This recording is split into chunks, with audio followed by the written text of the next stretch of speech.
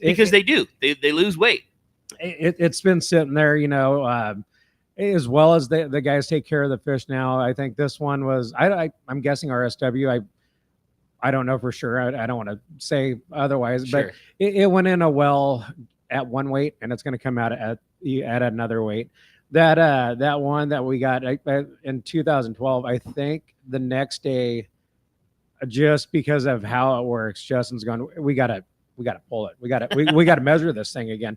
We taped it, and it was like 7 inches shorter than it started. So, and all of a sudden he's getting nervous. He goes, "Oh man, it better go 400. It better go 400." And we pulled it, and then we pulled it the night before the tuna commission came in. One of the individuals came in. He goes, "Man, this is one of the biggest tuna I've ever seen." And that's commercial everything. They wanted to pull a sample, or well, he wanted to take his measurements before he got to the scale, and before But the thing, it's hard to say how much it might have shrank or how much weight it may have lost in that time period. And that was coming from Hurricane Bank, and it sat for, I don't know, it was probably 6 days before that thing ever got put up on a scale. But and in those days, you didn't weigh it on the boat. Like there wasn't a scale on the boat. It was only a tape measure. We did. I don't know why. I don't know if it was just lack of scale. That fish that they weighed, the one that's coming in here this morning, it looks like it was the top of the A-frame on the bait tank. You have a scale. It looks like it was barely off the deck. That's crazy. And I know Justin posted pictures of the two side by side, and they're built completely different. That Petrucci's fish in 2012 was built like a barrel. I mean, it's probably a few inches shorter, but the girth on it, the one that's coming in this morning, I mean, it's just ridiculous to think there's yellowfin that big swimming around, and they've probably been swimming around all these years. And the days of 3 backup rods and a skiff going on the water are pretty much gone. It's just I think it looked like it was caught on a Macaira 20. Mm-hmm. I didn't talk to Justin. I don't have any real firsthand information about that, but that's probably all it took. Yeah, it's crazy. It's amazing. Those bigger ones just don't pull as hard. It's just different. The technology, Spectra, Spectra. We used to use Spectra when I first started working on Excel. Was I think 98 or somewhere in there, 98, 99, and Spectra was a backup. It was like a little bit of backing on the reel. Usually you didn't see it, and if you did, it was at night, guys would bring the reels up to the tackle room on the Excel, and we'd strip all that mono off and fill it up every single night. Now it's 95, 98% Spectra with the top shot on it. Crazy. A lot more line, and So what if they weigh this one at the scales, which they probably shouldn't. They should probably stick with what they got on the boat. Just take it home and cut it. What do you think? What do you think it'll weigh? I don't know. It weighed in on the boat at 448. It's a 400-pound fish. If it's not, there's. I think Jason Fleck took most of the pictures. There's some really cool video, and that thing is just ridiculously so large. Big. It makes the 405 that came off the Vagabond years ago look small. So that gives you an idea. You were talking about too how this fish was, the original, the first 400 pounder they got, which is so weird to say. The 445 was shorter, rounder, and this one looks taller. It's crazy when the fish get that big, how much weight changes just on inches. And the reason I say that is that in the tackle store at Fisherman's Landing, we have the Kurt Weisenhutter fish from years ago, the first record that stood forever, that is 388 pounds. And then we have the Vagabond fish hanging on the wall also that's 405 pounds. The 388 fish it's an inch and a half. It's 3 inches longer than the other one. So it's the lighter fish is 3 inches longer, but the 405 is an inch and a half bigger around, and it weighs almost 30 pounds. You know what I mean? Like how is you take an inch and a half all the way around that fish, and it's 30 pounds of difference. Well, it's crazy. That's one of the things that you see crew members are like, oh, 70-inch fish is 200 pounds. So, it doesn't matter how long it is. You see some of those fish come on the boat, and they're anorexic look, and it doesn't. Yes, it's going to be one of those. Length doesn't matter.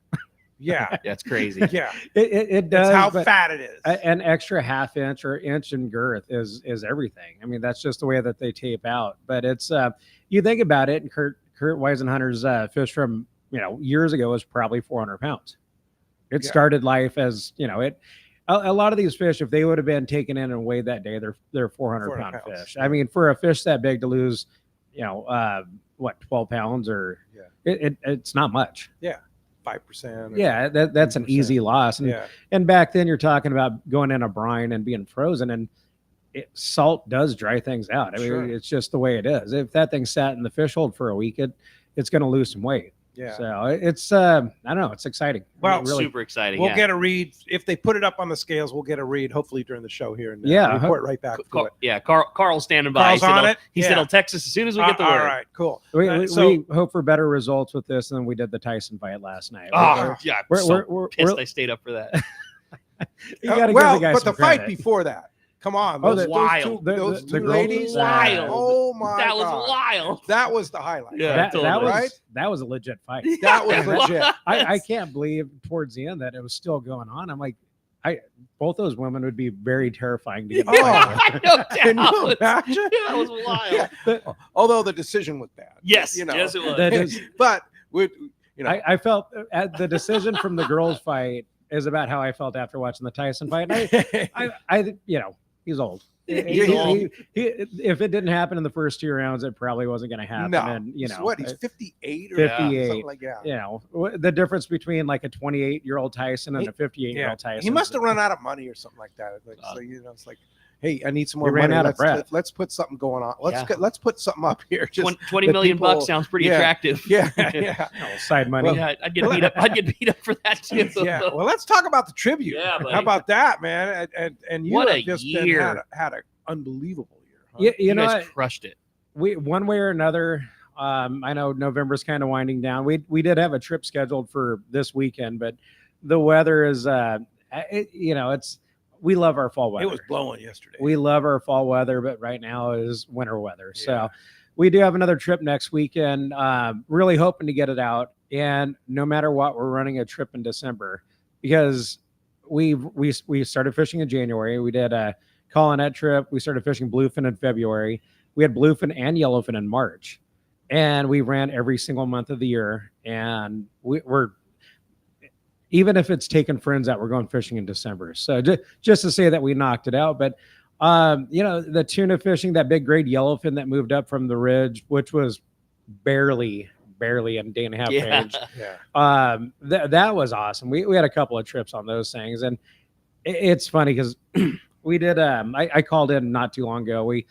There was some up and down fishing. I ran the boat. We ended up going to Tanner just because that yellowfin had slowed down and there wasn't really anybody out west out at Tanner, but we knew there was fish out there. So we had 2 guys walk off the boat before our trip. We had a guy that as soon as he found out we were going west, I'm not fishing yellow or bluefin. He goes, my wife only let me go fishing if I was going to bring home yellowfin. Huh. And I was thinking like your wife would have no idea once it's on the table what it is. Yeah. And then another guy, he goes, I don't want to fish for bluefin. And we knocked the crud out of him. And I think we had limits of yellowfin. You had to go, Yeah, limits of bluefin by 11 o'clock in the morning. And there's literally the same size fish, 40 to 70-pound fish. Really? Some of those yellowfin are bigger. Some of the bluefin are bigger. Wow. But obviously the right call. Yeah. And, the guy goes, well, I can keep 5 yellowfin. I said, you'd be stoked to get on a boat, go down there and fish for a day and catch more than 2. No doubt. So it's really not much of a difference, but plus you're not running was that like 140, 150 it was like miles? 150 miles at the time. And it wasn't even that. Some of it started getting a little ridiculous. Guys on day and a half trips were down 180 miles. Like it's just, you get down there, you don't even get a fish till dark. You get down there after. I mean, so the funny thing is if you had been fishing yellowfin throughout the last several years, people would be like, there's a chance of bluefin where? Let's go do it. Yeah. But these are great fish. I mean, they're nice grade, and for whatever reason, I'm not sure about the yellowfin, but the bluefin seem to just get a little bit fattier this time of year. Yes. We've talked about this over the years. And is it still there? Yeah. Guys that were out last week at the last trip we did was last weekend, and I think we had 7 bluefin and a bunch of other stuff to go with it, which is really nice about fishing the bank this time of year. There was a bunch of whitefish, sheephead, and then you get a fish outside of 300 feet of water. So some of the big reds and stuff. We did also did a charity event last Friday for the Warriors Foundation. We went out and fished rock cod, and I'm not gonna lie, I basically followed Brian on the new Seafort. That's Smart move. we left the harbor, and that boat's fast. He's doing 13 knots, and we're doing our 12 and a half knots behind it. He goes, "What are you doing?" I said, "I'm literally following you. This is your world. This is your realm." I grew up fishing rock cod. I'm from Ventura, but we got to go out and catch a bunch of chilies, Mexican rockfish, and some reds and stuff. Good fishing. It was awesome. Yeah. It was funny though, talking to John Yamati. And this was like a half day on your boat? It was just a long half day trip. It was supposed to leave a little bit earlier. I think we got off the dock at like 8:30 and we were back at 2. And you were taking Wounded Warriors out? It was a Warriors Foundation. A lot of guys just a charity event, and a bunch of great people on the boat. I think we ended up with 183 rockfish, most of them being chilies, and it was the same thing. Like John Yamati was saying, well, a couple of the guys, there's a couple other boats from here, the Pacific Dawn, the Tomahawk did it, the San Diego, the new Seafort, us, and the Sea Watch.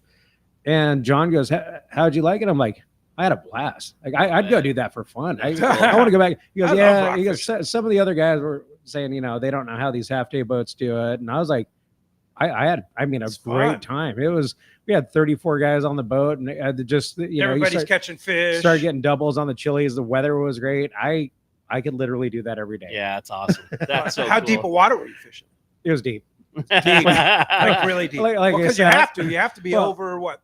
300 right now? We were a lot deeper than that. Yeah, but if you're talking about getting like doubles on chilies and Mexican rockfish, you were 100 to 115 fathoms. And holy mackerel! That's a lot of reeling. At one point, Brian said they're in 130 fathoms, and we had the weather for it. It was 16 ounces, had no problem getting to the bottom, and taking a bunch of people that had never fished before and trying to explain, like, okay, you're getting bit right now.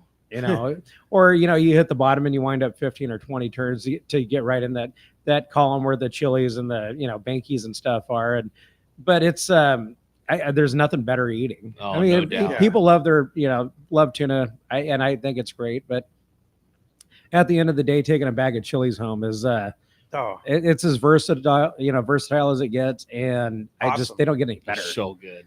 So good. Yeah, I went rock fishing on my boat on Wednesday, and my wife Lolly cooked a whole red. There's nothing better than that. I'm so telling you, when you good. cook it whole, it's so just easy, and it just You flavor bake is just it or insane. fry Yeah, it? just bake it. Put a cover on it. Put it in a pan. Put a cover on it. Bake it for 25. It makes a great centerpiece for like it's awesome. Thanksgiving too. And Totally. it's easy. It's been years, but when I worked on the Pacific Eagle up in Port Hueneme, we did Thanksgiving with a group of friends, and at the time it was I think it was a baked cow cod, but it was about a 25 pounder, and that was instead of turkey, it was a big old cow cod on the table. And Nice. not gonna lie, cows are pretty good. Cows are pretty good. Yeah, the forbidden fruit, right? Yeah, deep fried cow cod's whole. Ooh, sounds pretty good. We'll just call them reds now. We're deep. You can do the same thing with the reds. With a red. Yeah, we won't even touch the cow cod base. No. So, what's in it for the tribute now as we head into December? Can you believe Thanksgiving's like a week and a half away? That's I know crazy. it's hard to No, believe. that caught me off guard. I was talking to my wife about it, and she goes, "What are we doing?" I was like, "Well, we got plenty of time." And I'm like, "Wait, we need to go. We need to Next week, yeah. We need to start figuring this out." And I think I'm gonna go up to Camarillo and spend it with friends and family. But yeah, like Thanksgiving is right there, right here. We're still online. We still have trips up. Like I said, this weather will take the rain, obviously, but this isn't how our fall weather was last year. Last year, it was like the trip we just talked about. It was glassy, and I'm sure we'll still see some of that. And We've had plenty of that here. that bluefin, it's funny because we have a group WhatsApp chat with a bunch of boats in our co-group, and they were talking about it about a month ago. Oh man, it's over. Bluefin are gone. The water is cooling down. I said, we were catching them in February, right? Yeah, Yeah. exactly. They didn't. I don't think they're going anywhere, right? No.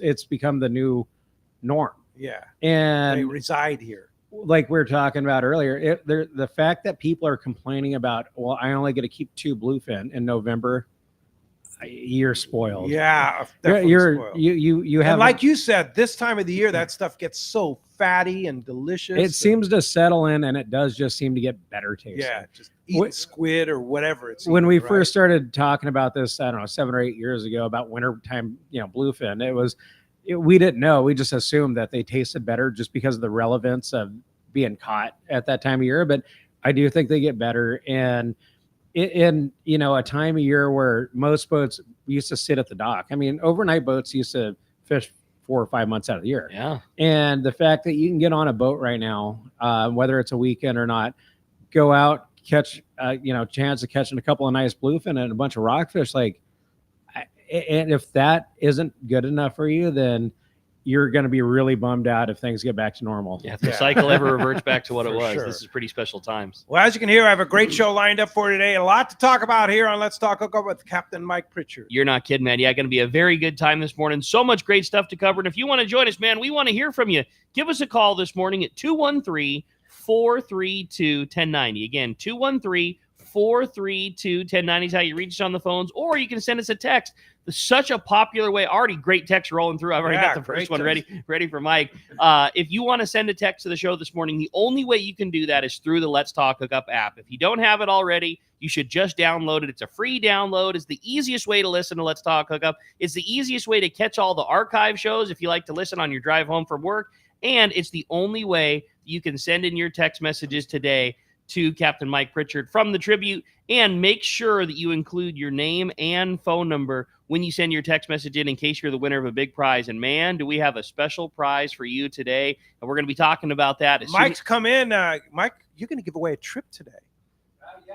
Yes, we are. We're going to give away a 1.5-day trip, which will be good for the rest of this season as well as next year. So as we were talking about it earlier, if you win, please try to honor it somewhere, at least within the realm of the dates. We were talking about that earlier. Guys calling up by next June or something. I want a trip from 4 years ago. Is it still good? I mean, it's like no. Don't make me say no. Yeah, I'm pretty good at honoring anything, but still, But if you win, let's go fishing. Yeah. So now's the day, time. a day and a half on the Tribute. How cool is that? Wow, dude? very kind. One lucky caller again or texter is going to win that a 1.5 days going fishing on the Tribute at a Seaforth. And again, give us a phone call 213-432-1090 or send in your text to the Let's Talk Hookup app. We're going to pull one potential winner from each column, the callers or the texters. Then at the end of the show, Captain Mike's going to flip the prize coin and determine whether the winner goes to the caller side or the texter side. And when we come back, we're going to be taking those phone calls, reading those texts, hearing about that giant tuna from the XL and a whole lot more. You stay tuned. You're listening to Let's Talk Hookup, Southern California Sports and the Sports Grid Radio Network. Everyone has their go-to fishing spot. My spot is Kingfisher Charters in Sitka, Alaska. Rock Cod Rick here to say if you're looking for the ultimate Alaska experience and the best value in Alaska, it's Kingfisher Charters. Owner Seth Bone and his crew consistently deliver deluxe accommodations, the finest food, world-class fish processing, and top-of-the-line fishing experience. We've literally sent hundreds of our listeners to Kingfisher, and they all can't wait to go back. Most Alaska resorts make big promises, and they don't deliver, or they'll nickel and dime you to drive up the cost, but not Kingfisher. Everything is included. Your license, fish processing, super deluxe accommodations, amazing food, airport transfers, your gear. Literally all you need to bring is your layer clothing, and Kingfisher covers the rest. They also have the finest boats and charter captains in Sitka, all for the ultimate value. Take it from me. Book your trip to Kingfisher Charters and you'll thank me. Kingfisher Charters, 800-727-6136 or check kingfishercharters.com. Sport fishing, not just for dad anymore, thanks to the Dana Wharf's Kids Club. Dana Wharf Sport Fishing invites all anglers 12 and under to join the Kids Club today. Membership includes over $100 of really cool stuff, like 2 free fishing trips, whale watch trip, as well as a free Dana Wharf Kids Club hat or t-shirt. Log on to the website, danawharf.com, or visit them in Dana Point Harbor, the bass capital of the West, and only minutes from the 5 freeway in Orange County. Hey, San Diego, the Ford Get Holiday Ready sales event is going on now at your San Diego County Ford dealers. The biggest deals of the year to finish 2024, featuring America's best-selling truck, Ford F-Series, leading for 47 straight years. Or check out the full lineup of versatile Ford SUVs, including Bronco or Bronco Sport. Don't wait. Come take a test drive today. Get holiday ready only at your local San Diego County Ford dealers. They'll be glad to hook you up. The lighter the bite and the cleaner the water means one thing. Need a thinner leader, more natural presentations. That's where Seaguar Gold Label leader material shines. It's Seaguar's thinnest leader material yet. That means it's even less visible underwater and creates more natural presentations for better catch rates on leader-shy fish. With exceptional knot and tinsel strength, this advanced leader material is now available from 2-pound test for fishing trout in the Sierra to 80-pound test for big yellowfin in Guadalupe. Get Seaguar Gold Label at your favorite tackle dealer or learn more at seaguar.com. Whether you're boating, floating, paddling, fishing, or just chilling, remember a good day on the water always starts with everyone wearing life jackets. Save the ones you love. Life jackets save lives. A message from California State Parks Division of Boating and Waterways. Welcome back to Let's Talk Hookup. Having a great time. Captain Mike from the Tribune in here this morning talking all kinds of great fishing. Today is going to be a great day. Busy morning. Phone's already packed up. We got great text messages rolling through. And yeah, if you're watching us on YouTube and Facebook Live, I still have the outside shot. You can see the XL kind of center background there. They look like they're unloading fish over at Point Loma Sport Fishing because they probably have a pretty big load. Well, that was the plan. I know the plan of the morning was boat at their slip to unload all the passengers, then slide over to the Point Loma dock, which is where they traditionally unload all their fish. And then I think they're going to wheel the fish down to Fisherman's Landing to hoist it up on the scale at the landing. Yeah, and of course the Royal Star you can see in the background. Maybe he's already at the fuel dock, and then the American Angler went. They all unloaded already, and they all had great catches from the lower banks. Is this going to be the season of the lower banks this year, Mike? Well, it wouldn't be the first time. So I think, and I should follow it better, but I think they're getting in from a 10-day, isn't it? Yeah, I believe so. So and the RP gets in, is it tomorrow from a 10-day? I know it's the Harold Davis, Mike I don't know when trip I don't know when they the killed RP it. gets in. They had a great trip. This Merritt 10-day that they're on right now has just been one of those trips that it's a great time of year. I mean, it has been a really good trip for a lot of years. Yeah. We went through some of that when I was on there as well. When the fish started biting down on the lower banks and you leave on a 10-day, and we did have anglers get mad that we were big tuna fishing. And I think that was, what was that? 2005, I think. When it first really bit on the lower banks, it was around the same time that the Vagabond got their 400-pounder down there. It might have been. There was a few year period where on 10-day trips we started going down there and we're catching cows, and it was great. I just remember, I think I was running the cat special at the time, and I had a couple of it was winter back then. We didn't fish during the winter, so I went and filled in on a few trips on the XL, and it was funny just because I think Sean at the time, Sean Stewart, was running the boat, and he goes, "Well, what do you want to do?" And I said, "What do you mean?" He goes, "Well, you ran the boat, and the XL was the first boat I ever ran. Spent time as an engineer on there." And he goes, "Well, what position do you want to do?" And I said, "I want to be galley assistant." Ha! He goes, "What?" He goes, "Wait, you want to be galley?" I said, "Yeah, I want to be galley assistant." The whole process, I think Jason was cooking at the time, and I said, "You know what? I got to do this. I got to go out and hook and hand a couple of fish." And I just remember sitting there doing dishes, looking out the window and watching 200-pounders do somersaults out the galley window. And I'm like, and that was when that stuff started biting. And we had passengers that did not want to do it.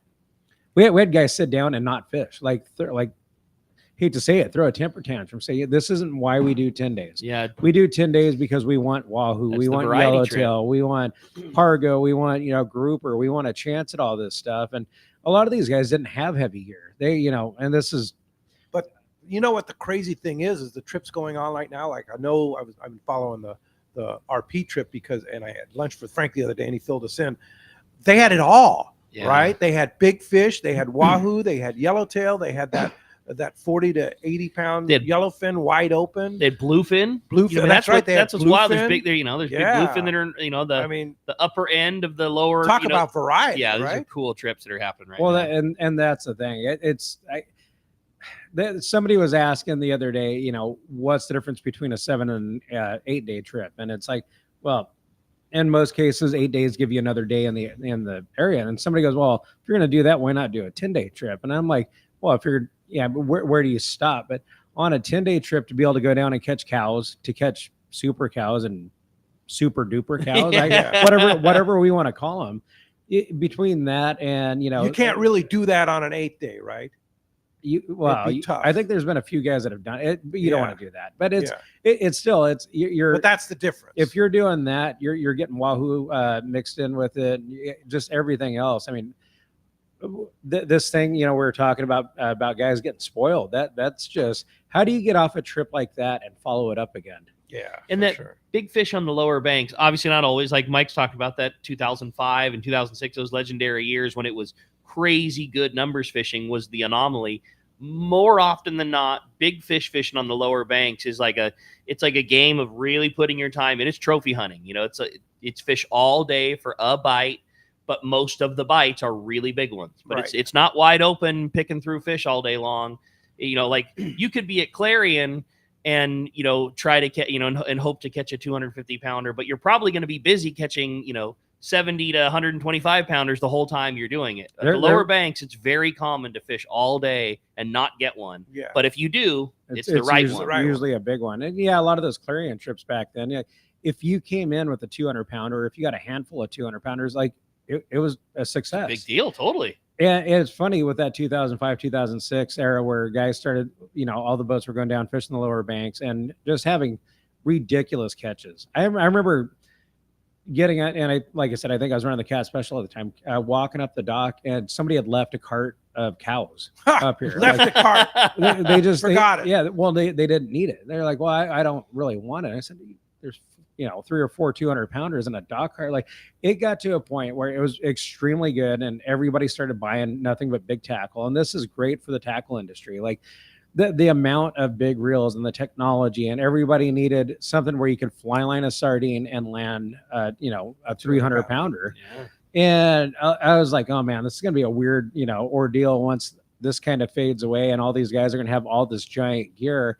Well, guess what? They started using it for local bluefin. Yeah, now they use it on the tribute. Cool. That's a beautiful thing. Well, hey, let's go live down to the lower banks, the East Cape lower banks. You got it. And we're going to find out what's going on because we got Chris standing by with our Baja Report from Smokey's Curing and Company in Cantina. And that's sponsored by Dana Landing on Mission Bay, your one-stop shop for everything that you need to go fishing. They're having their annual After Thanksgiving Halibut Classic Tournament. It's Saturday, November the 30th, limited to just 40 teams. Register online now at danalanding.com. Also, you can check out East County Bait and Tackle and Lemon Grove Bait and Tackle with the best in both freshwater and saltwater tackle, along with live bait. Dana Landing is next to the launch ramp in Mission Bay, and ECBT is at the end of the 67 freeway at Mapleview and Lakeside. Check Lemon Grove Bait and Tackle. That's on Broadway in Lemon Grove. Check danalanding.com for more info on both. And that is an awesome tournament. I fished that after the Thanksgiving Halibut Classic before. Really well-run tournament. Lots of fun, lots of prizes. And that's fills a really up, cool so you better register soon. 100%. Yeah, an easy, fun day. Hey, with that said, let's find out what's going on. Our amigo Chris is standing by. Buenos dias, Chris. Pedro, Rick, Captain Mike, buenos dias. Hey, good morning. Dias. Morning, What's buddy. happening in the East Cape? Oh man, I'm sitting out here in my patio at Lane Arrow, having coffee. It's a beautiful day. No wind. The wind's died down. It gets pretty windy down here this time of year, but it's a beautiful day. The fishing's been, pretty good. There's, we're winding down the season down here, but I'll tell you, we've had a pretty darn good week of wahoo fishing, Dorado, lots of striped marlin and sailfish. Starting with the Dorado, mainly down, or actually up towards the north, off Pescadero, all the way to Boca de Alamo at the various shark buoys. People have been having pretty good luck catching Dorado out there. Sardinas, ballyhoo, hoochies. We had some Let's Talk Hookup listeners down this past week. Dan Melnick and his buddies went fishing a few days. We're hanging out at Smokey's a lot, giving me reports. They actually had a triple wahoo hookup right out there a couple miles off Lowry Bear, if you can believe that. Woo! Nice. I mean, that's a freaking day.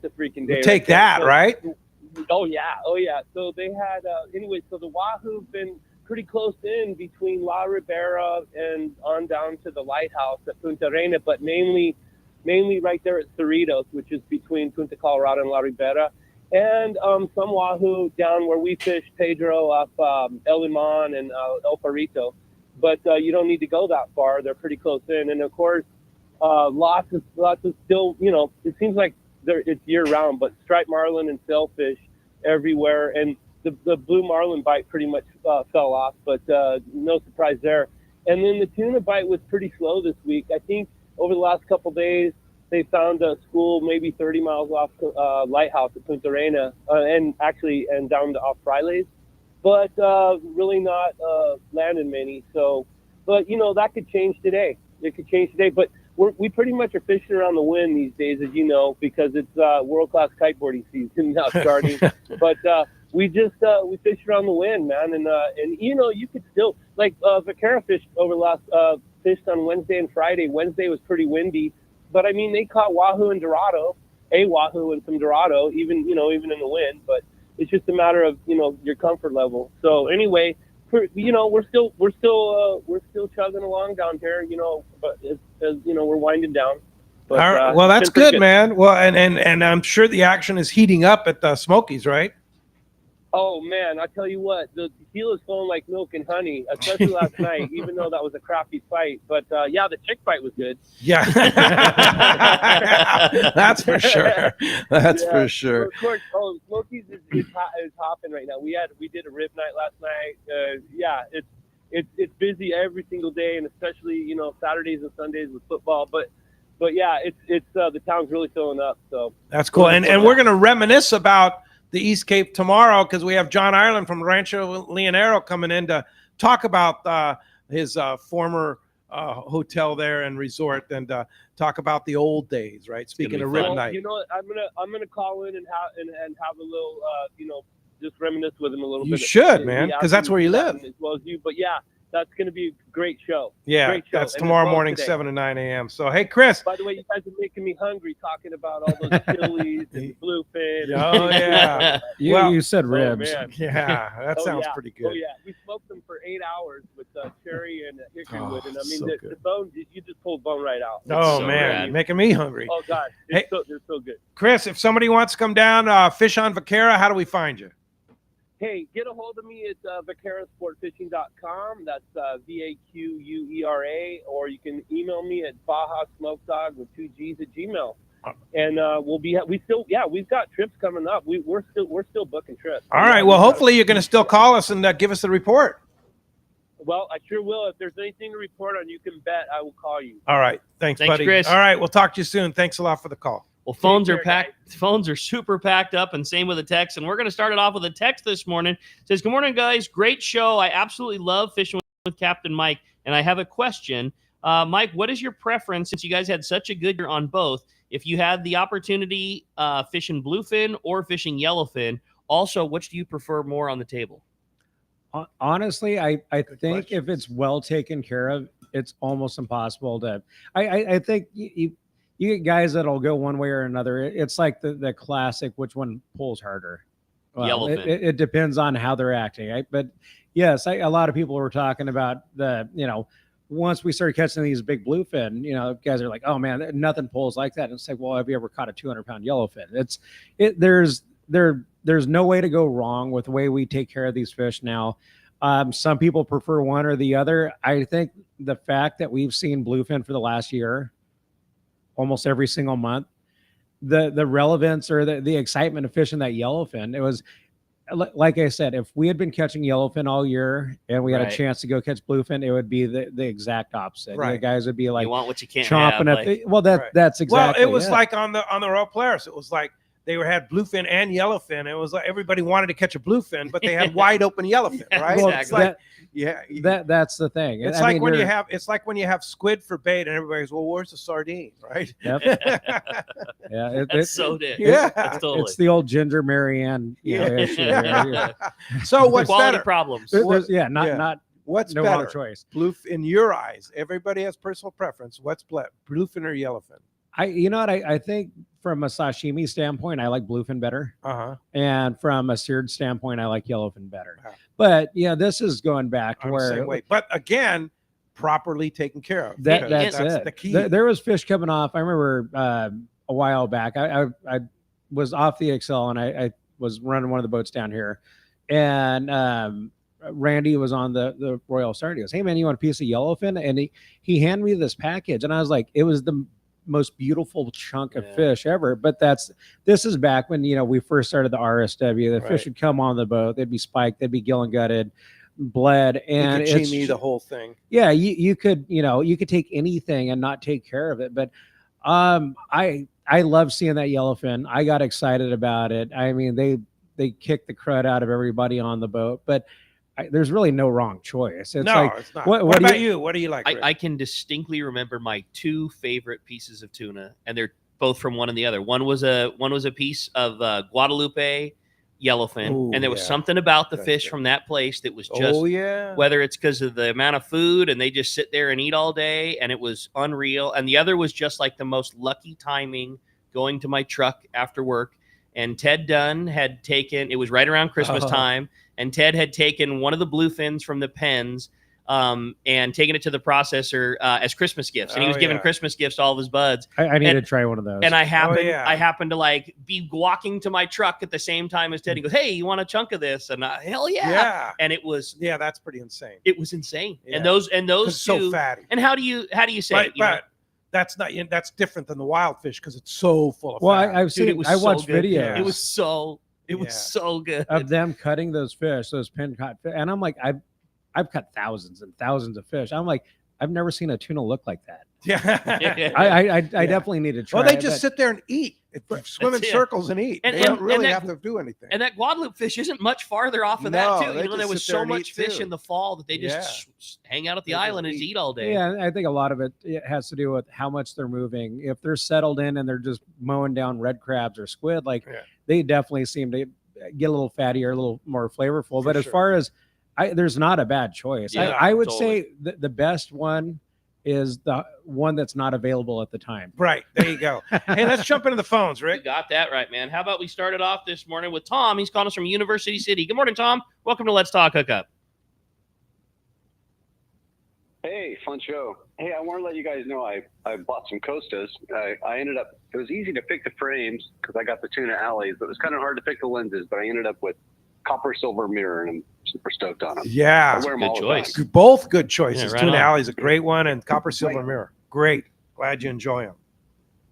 Yeah, I was just wondering, how many gas does it take to get a 400-pound fish over Yeah, the rail? it's a good question. Like, how do they do it? All of them. Well, yeah. You figure usually about 100 pounds of gaff's about where you want to max it out. I mean, there's times where you see night bites and you see, a couple of beefier crew members put over a 250 or 260. You don't want to do it, but you get to a point, you get one of those bigger fish, you get the first couple of shots, and I'm sure whoever put the first gaff in that thing is just, you know how big it is, the what's at stake with them. Pat Cavanaugh got his 300-pound swordfish years ago, which was claimed by Dennis Braid. Whatever happened That's there. a good story, too. I had a chance to be the first one to stick it, and it would have been a dig. And it was just funny because I didn't take the shot, and Pat looked over at me, and he goes, "You of all people didn't stick that?" I go, I didn't want to be the one that lost it. Yeah, it turned into another hour and 45 minutes after that. And that 300-pound swordfish had like 8 gaffs in it or something. Oh, my. But you look at there was a Max was running a trip on the Pacifica earlier, and they got like a 400 to 500-pound swordfish, and that's the same thing. You're wondering like, well, you don't have that many crew members, like, but a big fish like that, you figure if you could spread it out about 100 pounds, 120 pounds is a lot usually per crew member. You've gaffed a million of them. You've been in every scenario, tired angler, fresh angler, all of those things. But when something like that is online, and I'm not necessarily saying a 400 pounder, but an obvious super mega trophy, do you get nervous still, even though you've done it a million times? Like, you have to. Yeah. I mean, even Mike, ice running through your veins when that fish is circling and it's you're the lead guy to take the first shot. Do the nerves still get you a little bit? The first fish, the first gaff I ever had ripped out of my hands were at Clarion, and Pat Kavanaugh was running the Excel. He's on the upper deck, and me and this guy, Kevin, we're getting ready to stick this fish. And it was like a 180 pounder, and it kept doing wide circles. And I look over, I go, "You ready?" And he goes, "Yeah." Well, I hit it, and he missed. The thing did a somersault, dug down. I went from the starboard corner to halfway across the stern, which on the Excel is a long way. Yeah. And it used to be if you didn't hang on to if you weren't bleeding, you didn't try hard enough. Yeah. And Pat's up there doing the kites. He goes, "You better be bleeding." I go, I'm naked. My shorts were in the corner. It literally drug me across the rail, ripped my shorts off. And my elbows are bleeding. Thankfully, we ended up getting the fish, but you get those fish, especially these nighttime bluefin. You get a big one coming up like that. And a lot of times there's only 1 or 2 crew members. Sure. Or if you have other fish at color, you're watching this thing and it's swimming upright, it's brown backing, and it's not tired. It just doesn't know what's going on, and it's terrifying. Anybody who says otherwise hasn't gaffed enough of them. But Yeah, you get one of those things where you're getting ready to stick a 200 pounder that is not tired at all. And if that thing decides to swim, it's gonna be an event. Now that's an honest answer right there. I dig it. Hey, when we come back, we got a lot more Let's Talk Hookup coming your way. We're going to be checking in with catch reports, checking in on that big fish status, and a whole lot more. You stay tuned. It's Let's Talk Hookup on the Let's Talk Hookup app and the Sports Grid Radio Network. The fish are biting and it's time to go. Hi, this is Ben, and you will see me at my Pete, dad's shop. you got Dana Dana Landing. Or maybe in front of the shop on my kayak. It doesn't matter if you are out there on a kayak with me, on your boat, headed out on a sport boat. Dana Landing has everything you need. We call it the one-stop shop for a great day on the water because it truly is. Food, bait, tackle, beverages, and more. Our tackle shop, headed by John, is certainly one of the best. For freshwater tackle, nothing beats East County Bait and Tackle. These guys have the best rods and reels and the hottest lures and live bait. Our newest shop is Lemon Grove Bait and Tackle with a great stock of both fresh and saltwater tackle right in the heart of Lemon Grove. ECBT is at the end of the 67 freeway on Mapleview and Lakeside. Lemon Grove Bait and Tackle, 94 to Broadway in Lemon Grove, and Dana Landing is next to the Dana Lawn Tramp in Mission Bay. Check out danalanding.com for more details. Hey, it's time to talk about great gear from Shimano. We're talking about big fish. There's only one reel to talk about. That's the Shimano Talica. No doubt about that, man. It's the perfect reel for the type of fishing that we do. Pinnacle. Southern California, whether it be live bait fishing with that killer free spool, whether it be jig fishing, appropriate gear ratios. I love that on that brand new Talica 20A and 25A. They changed things around even for the better. They took a perfect reel, made it better by changing the handle, dropping the low gear ratio. It's how perfect. low is the low gear now? It's a couple of, it's like, I think it's another half a But it turn makes lower a and low. difference. Oh, absolutely it does. It's Yeah. they just nailed it. I love Yeah. the reels. They did a perfect job. So now in the new series, you can get the 12, the 16, the 20, and the 25. But there's nothing wrong with the 10, the 8, or the 50, right? The 50 is a beast. The 10 is my favorite reel of the Yeah, whole it's my lineup. It's favorite reel. it's Yeah. what I fish the most. I love Yeah. them, no doubt about it. So check it out, the Talica reel line at your local Shimano dealer. Offshore fishing is on. Hi, this is Doug Kern from Fisherman's Landing Tackle, the saltwater tackle professional. Bluefin, tuna, and yellowtail, nothing beats the Shimano Talica, the pinnacle of lever drag 2-speed reels. Shimano Speedmaster 2 is also an extremely durable, high-performance lever drag reel for the more budget-minded angler. Both the Talica and Speedmaster 2 feature Shimano's Hagani body to prevent misalignment of moving parts under the heaviest of load. For all your Shimano, visit us at Fisherman's Landing Tackle at Fisherman's Landing in San Diego. Captain Jamie Tennis from Season Sport Fishing here. For the past few seasons, a dart-style metal jig has come into play in a big way for tuna offshore or even rockfish down deep. APCO's crossbreed jig has quickly become the go-to for many since it came onto the market. APCO's crossbreed jig is good to go right out of the package with a 4X treble hook, heavy-duty split rings, West Coast colors, and sizes 60 gram to 120 gram. Pick one up today at your local tackle store or learn more on apco.com. Welcome back to Let's Talk Hookup. Having a great time here this morning with Captain Mike, talking tribute and all that great fishing this year, and still great fishing to come. I mean, like Mike said, that there's a little bit of weather that came through now, but if this little system moves through and we back off and get used to having our late fall, sunny, flat, calm conditions, no one is going to be surprised to see the tribute roll out to the bank, put the anchor down, and have great fishing on bluefin. Like it will not be a surprise to watch this tuna fishing continue. Yeah, I went hiking at the Cabrillo National Monument yesterday morning, and it was blowing.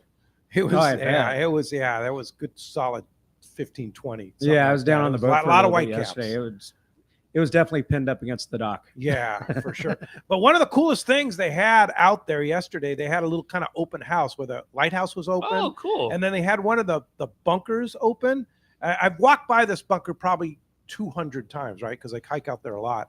But it's never been open. And they had it open. A couple of guys manned it in there. I had no idea how big those bunkers are.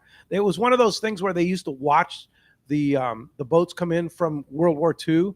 And there's 2 levels. They had 8 guys stationed in those bunkers, and four on at a time.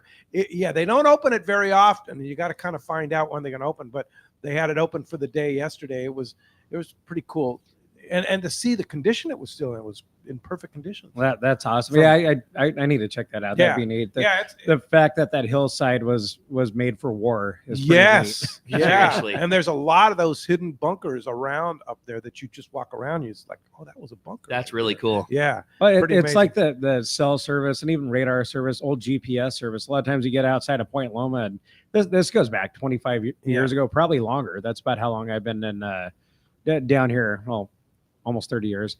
But all of a sudden your GPS goes, bonkers, your cell service. And I don't know what's going on that point, but they still have plenty of coverage. There's something going on out there and stuff that the eyes can't see. Yeah, exactly. Right. There's a lot of stuff going on. I have a great text here from Dave in Anaheim. I love going on an early season colonet trip when there's nothing to fish for in the local waters. Are you planning any trips for 2025? Yes, I actually talked to the landing the other day, talking to Jeff Yamati, and there has been some requests. It's hard to. I've had so many groups this year, and if you want to charter us, please get a hold of me. We'll get some information up. But the year doesn't end like it used to. Yeah. So the landing's going, hey, what about colonet trips? We have guys calling, and I'm like, God, it's already that time of year. So yes, we are going to throw up some colonet trips through January and February.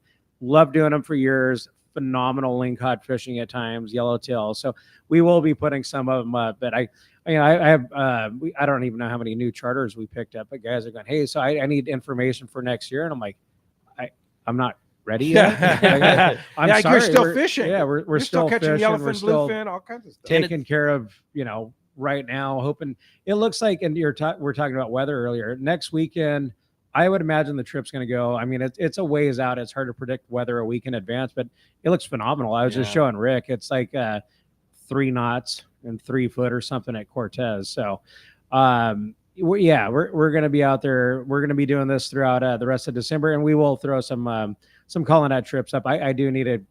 Well, I need to do it. And it's hard when Shorty's running 4-hour colonet trips every day out of the landing too. Like the cod fishing this year is pretty special. Yeah, slightly different. I mean, just slightly different limits. Of course. Well, that's the thing. I went out there, and like I said, when I came back, I'm gonna just go out and take the crew out and go catch some chilies to have them in the freezer. But the colonet trips do offer. There's a chance of yellowtail. There's a chance of bluefin. We've had several trips on the way down and way back. Years ago, I remember being in here and talking about it. We had a guy catch a bluefin on a shrimp fly. I remember that. So and it was a big one too. It was like a 50-pounder or something, right? Guy dropping down for whatever reason. Tyler Fries was running the boat. They stopped on a spot of bluefin. The individual thought he was fishing rockfish, so he dropped down a 12-ounce weight, 2 shrimp flies, and hooked a bluefin on the way down. How about that? He flash forward to now, and it makes a whole lot more sense. Our hottest jig was a torpedo sinker the last 2 years. Yeah, starts to make a lot more sense that he caught it that way. I don't know. I mean, the Eddie bomb is awesome, and it does work great. It gets down like nothing else. But years ago when I was on the Excel, Jason Fleck had 2 in a row. And I remember the first one, and we're down outside of Mag Bay. This is bluefin down the beach. And we gaff it, put it on the boat, and I go, hey, your sinker slid down. And he goes, no, I was straightening my line out. I go, what do you mean? Because he had been fishing a chunk, and he went to straighten his line out with like a 6-ounce torpedo weight, and he got bit. So he dropped it down, literally pinning the sinker on the hook, just going through the ice, and he got another one. And I think that's been happening for a long time. Yeah. It just somehow it got really cool, and now sinkers got really now it's got a expensive. name. Yes. Yeah. Now it's got a name and a fancy paint job. Yeah. And $20 worth of hooks hanging off of it. Right. Let's jump back on the phones, We Rick. got it. We got a very special. We got a birthday on the line, and I want to wish a very happy birthday to a good buddy of mine, and that's Bob from Dana Point. Bob Wolfson, The legendary yeah, Bob. I've had the Happy opportunity birthday. to get to fish with Bob a bunch of times, and he is one of my most favorite people. Good morning, Bob. Hey, thank you. Yeah, 89 years old on the Shogun. And how many of you guys have had a 9-hour drift without the engine ever turning on? Those are awesome. With fish building right from the get-go. We had them, I'd say they averaged 65 to, the jackpot was a 167 bluefin caught by Sophia, the wonderful charter master on this Shogun Rice Bowl trip. My biggest was 75. I mean, anytime you threw it in there, I'm using a Calico 20 and a beautiful seeker and a wonderful trip. And we caught all you could want. Anytime you threw it out there, you got a bite for 9 hours. Oh, my. Bob, you're 80, so you're rad. 89 today. Is that right? Have you ever heard of that one, you know? Bob, are you really 89 today? I was 89 on Thursday. On Thursday. Wow. Well, happy birthday. And Yeah, still I'm fishing. I'm looking forward to 90. But you guys were talking about rockfish. How about wide open on the lingcod, 12.5 pounds. I'm telling you, I'm using the biggest flat fall Shimano. You know those glow in the dark ones with a big 8.0 owner Super Mutu, putting on the most wonderful bait, large sardines on this trip, beautiful grade. What a trip! That's so rad, Wow. Bob. Nice going, buddy. Coastal area. It was a wonderful trip.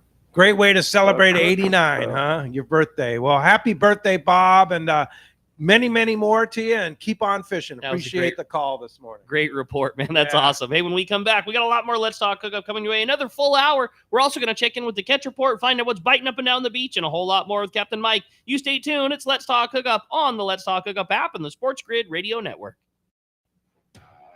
Hey everyone, James Holst here with Norsk Lithium, the official battery partner of Let's Talk Hookup. Here at Norsk Lithium, we have two goals that drive who we are and what we do. The first is to make the highest quality, longest lasting lithium batteries available with a complete lineup of batteries that include 12, 24, 36 volt and starting batteries. Second, in addition to offering a 10-year warranty on all Norsk Lithium marine batteries, we provide amazing customer service before and after the sale. Check us out online at norsklithium.com. That's NORSK lithium.com, or call us at 831-232-9063. Or to see Norsk Lithium batteries in person, stop by the Trolling Motor Doctor in Lakewood or Anglers Marine in Anaheim and see why Norsk Lithium batteries should be in your boat. No matter where the adventure takes you, we've got you powered. Norsk Lithium. Great fishing is what Seaforth Sports Fishing in Mission Bay is all about. With free parking and fully stocked tackle shop, Seaforth Sport Fishing is a favorite among anglers. Come aboard top boats like the Aztec, Cortez, Endeavor, Apollo, Outer Limits, Elgato Doe, Pride, Polaris Supreme, Tribute, Pacifica, Pacific Voyager, and the Voyager. Plus, the new Seaforth, Sea-Watch, and San Diego offer the finest half and full day trips available. Seaforth Sport Fishing. For charters or schedule, check seaforthlanding.com. Run by fishermen for fishermen in Mission Bay. The name that stands out among anglers is Fisherman's Landing, your top choice in local and long-range fishing. Hi, this is Doug Kern. Our hardworking crew will make sure your fishing experience is one to remember. We offer the finest open party trips from 1 to 3 days, the best charter boats available, and of course, our world-renowned long-range fleet is second to none. Fisherman's Landing is a full-service operation offering great half-day trips on the Dolphin and full-day open party trips on the spacious and comfortable Liberty. Since we introduced the full-day trips at Fisherman's Fisherman's Landing, the 85-foot Liberty has become a favorite among full-day operations with bunks for your comfort, huge bait capacity, and RSW fish holds to keep your catch fresh. Plus, Liberty has a big modern galley and 2 interior heads with showers. All our open party trips from half-day, full, or 1 to 3 day trips can easily be booked online at fishermanslanding.com or give us a call at 619-221-8500. I'll see you at Fisherman's Landing in San Diego.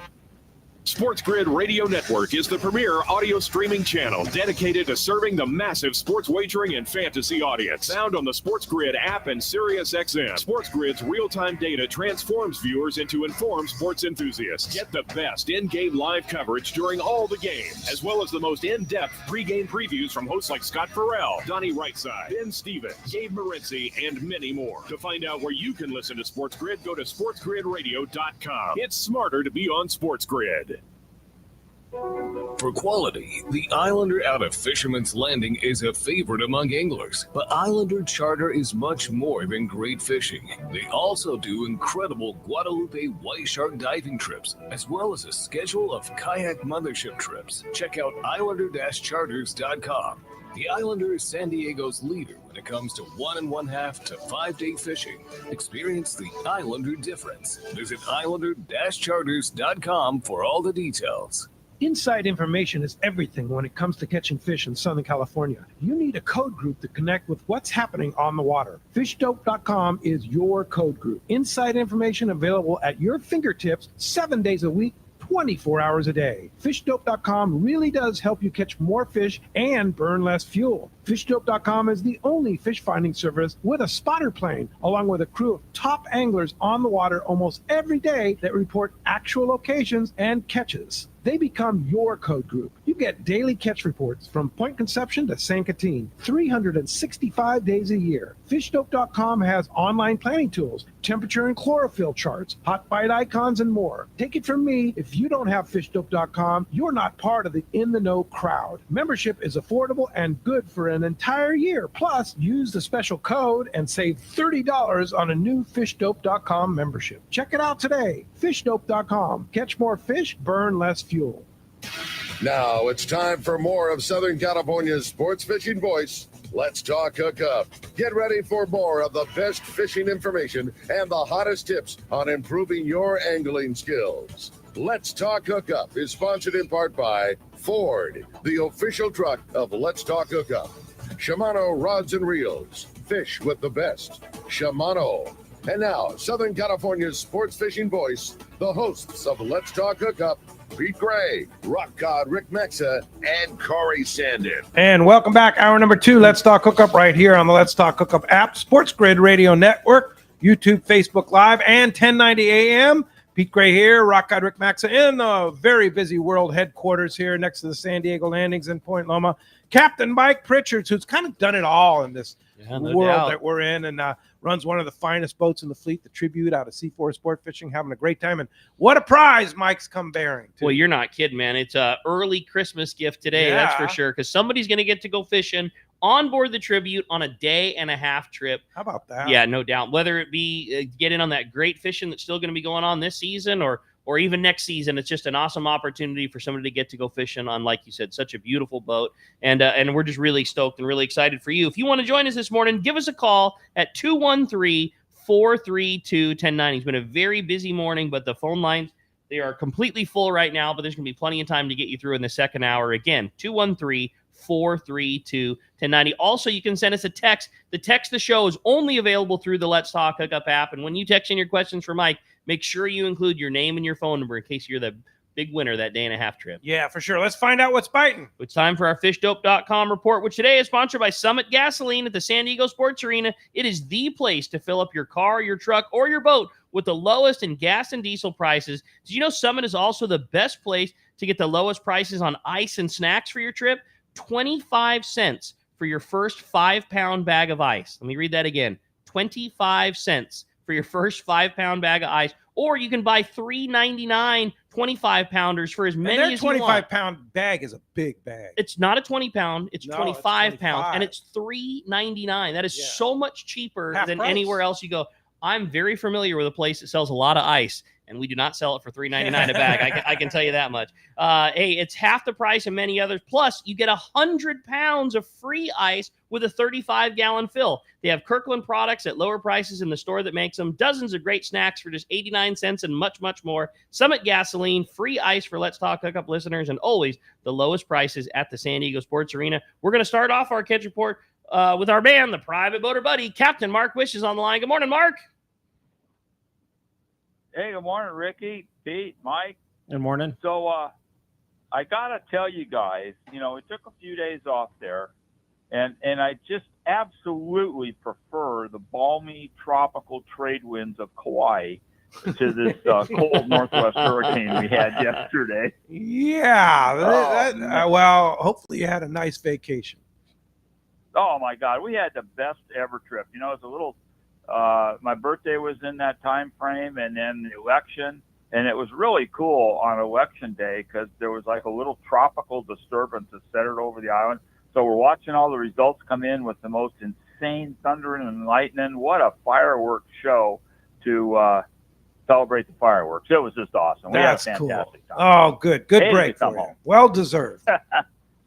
Yeah, but anyway, back to the real world. Boy, that breeze yesterday was something. It's still blowing out there now. And, God, I don't know what they were thinking, but one of our local sport boats opted to fish Comedy yesterday. Ooh. And I was looking at the observations last night when they were coming home. Oh, baby, it was not pretty. I bet those guys were thrilled to get off What that was it boat. blowing? Anyway, well, I was mostly looking at sea states, but on the outside, 52, gusting 52 at Nick. Oh, and in the 30s at Comedy, 30s at or 40s at Santa Barbara Island. But in the channel, the Pedro Channel, it was 8.5 feet at 6.5 seconds. Oh, that's miserable. Yeah, that's beyond miserable. Yeah. Yikes. Yeah. You'll lose your fillings on that day. Yeah. Tanner was 13 feet at 10 seconds. San Clemente Buoy was almost 11 feet at 10 seconds. So just hideous. Yeah, hideous. Yeah, it's a good description. But anyway, it's that time of year. So, but as to some honest to God reports, honestly, not too much. Between being out of town, I didn't get a chance to do too much digging, getting reports, and honestly, not a whole lot of guys fishing. But a couple of highlights were interesting from last weekend when the weather was nicer, very nice actually. Over at Catalina, a lot of squid around, which is a great sign. Front side, back side stuff's just about all over. Not too much sign of yellows yet, but soon coming.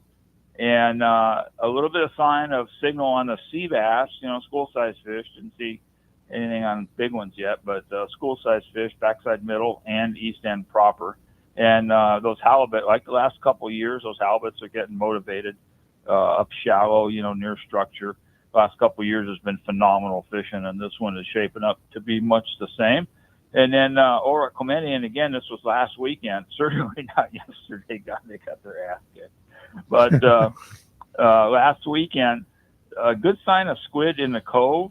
These guys moved in shallow. There was some Navy grief, and it wouldn't let them in there for a little bit. But when they could get in, they moved in to like 14 fathoms, put the light out, stuff just floated up. They tanked up super easy, and then they reset out in 20 fathoms.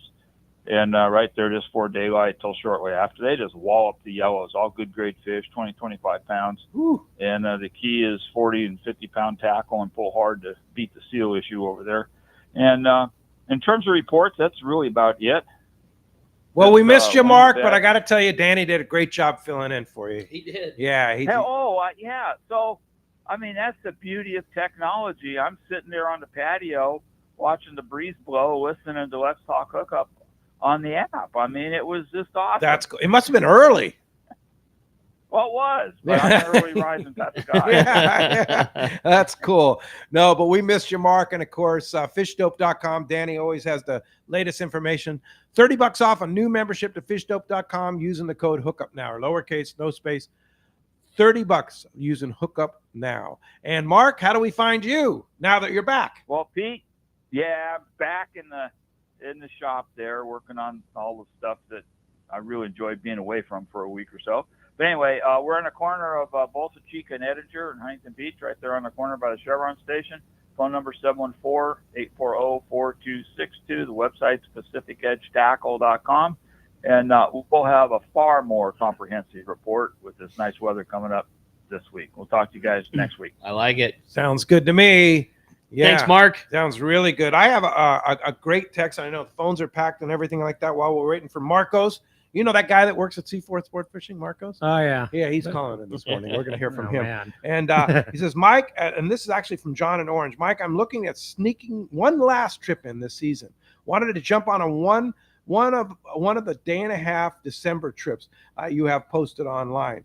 And I know it's hard to say this far in advance, but what kind of fishing do you reckon we'll be doing at this time of the year? Any chance at tuna or yellowtail?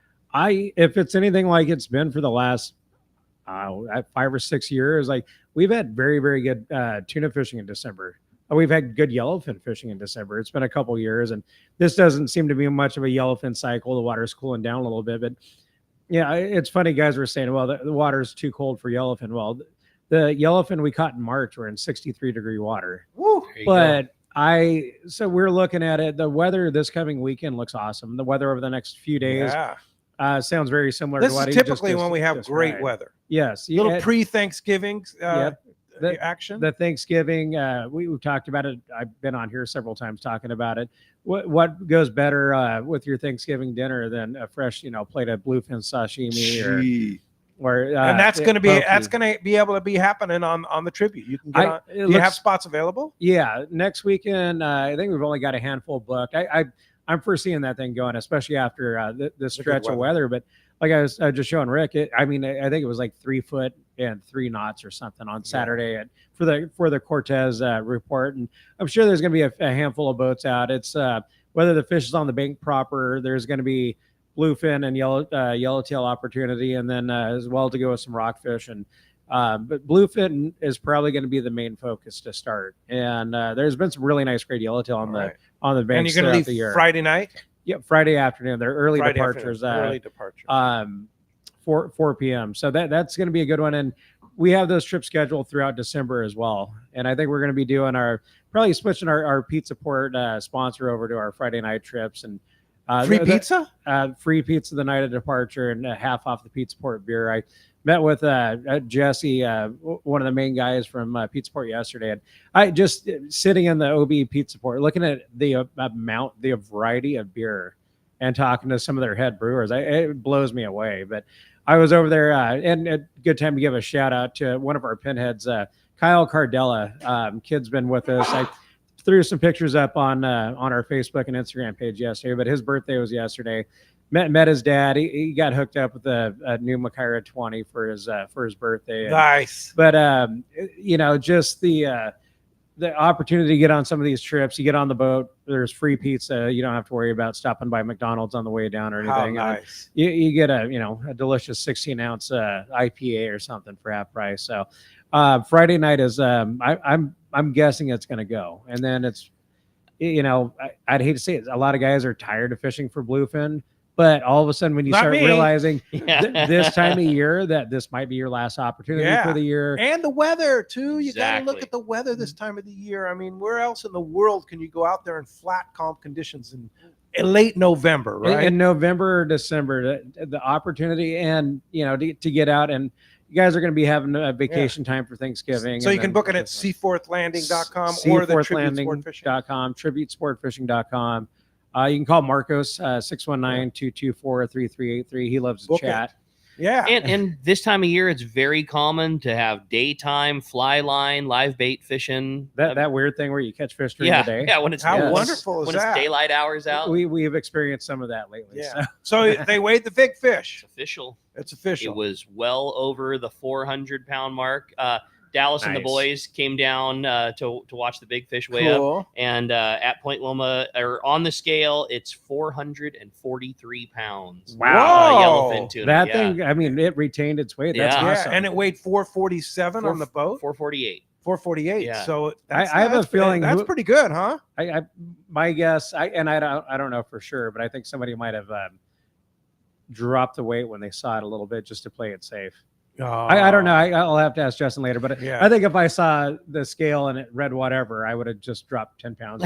Yeah. So 440. That's 443. 443. Hanging on the scale And right that- outside the door Now, of the was that headquarters any kind right of now. a record or anything like that? Is it? Well, if as they reported on the boat, if the angler indeed fought it in accordance with IGFA rules, that would shatter the current IGFA record. So Which is what? Which is 427 on a boat out of Cabo. Right. That was very much, they were fishing for it. That was during Mustad had like a promotion that if you had caught a world record of one of their hooks of certain species, the angler would receive $1 million.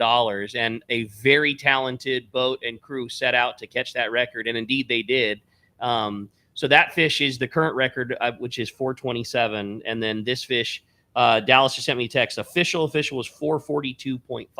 442.5. But yeah, thanks, Dallas. Yeah, that's our cool. reporter, live reporter, right down there at Fisherman's So Landing in yeah, that would Oklahoma. if indeed it qualified and was caught in those accordance, it would smash the current record. Yeah, and wouldn't be the heaviest ever Yeah. caught, which is also by the Excel at 445. But that would mean nobody else touching the rod. Would mean it not touching the rail at all. Right. And that's which is so lame. It's just Yeah, so lame it's to so me. I'm lame. going to say it again. I Yeah. can't say it enough. And the guy was in a harness. That's again Instead of shoulder harness. Yeah, That's shoulder harness. That was the word. And those are very common on those lower banks days. Like they're often not made for fighting the fish, but they they're used to like take the weight off of the take the weight of the heavy rod and reel off of the angler so that you can when you're fly lining a bait all day using a 50, they're like a little just a little exactly that a little shoulder harness just to help. So that take that take Cabo away the caught fish. fish was probably in a fighting chair. Oh, no question. Oh, of Yeah. course. So you can do that, but You can your do that, rod but you can't can't touch use the the rail. touch rail. Tell me how that. Hey, tell me look how who that makes just walked sense. in the world headquarters here. Carl from Fisherman's Landing, who saw he saw it go down. Give us the lowdown. Good morning. It is going to. I'm pretty sure the official weight will be 443. 443 pounds. The scale went from 442 to 445, but everyone's touching. I mean, there's 400 people down there. They're all grabbing it, touching it, and stuff like that. That's awesome. The fact that it didn't lose 30 pounds in the process. Oh, gotcha. I didn't know there was a camera there.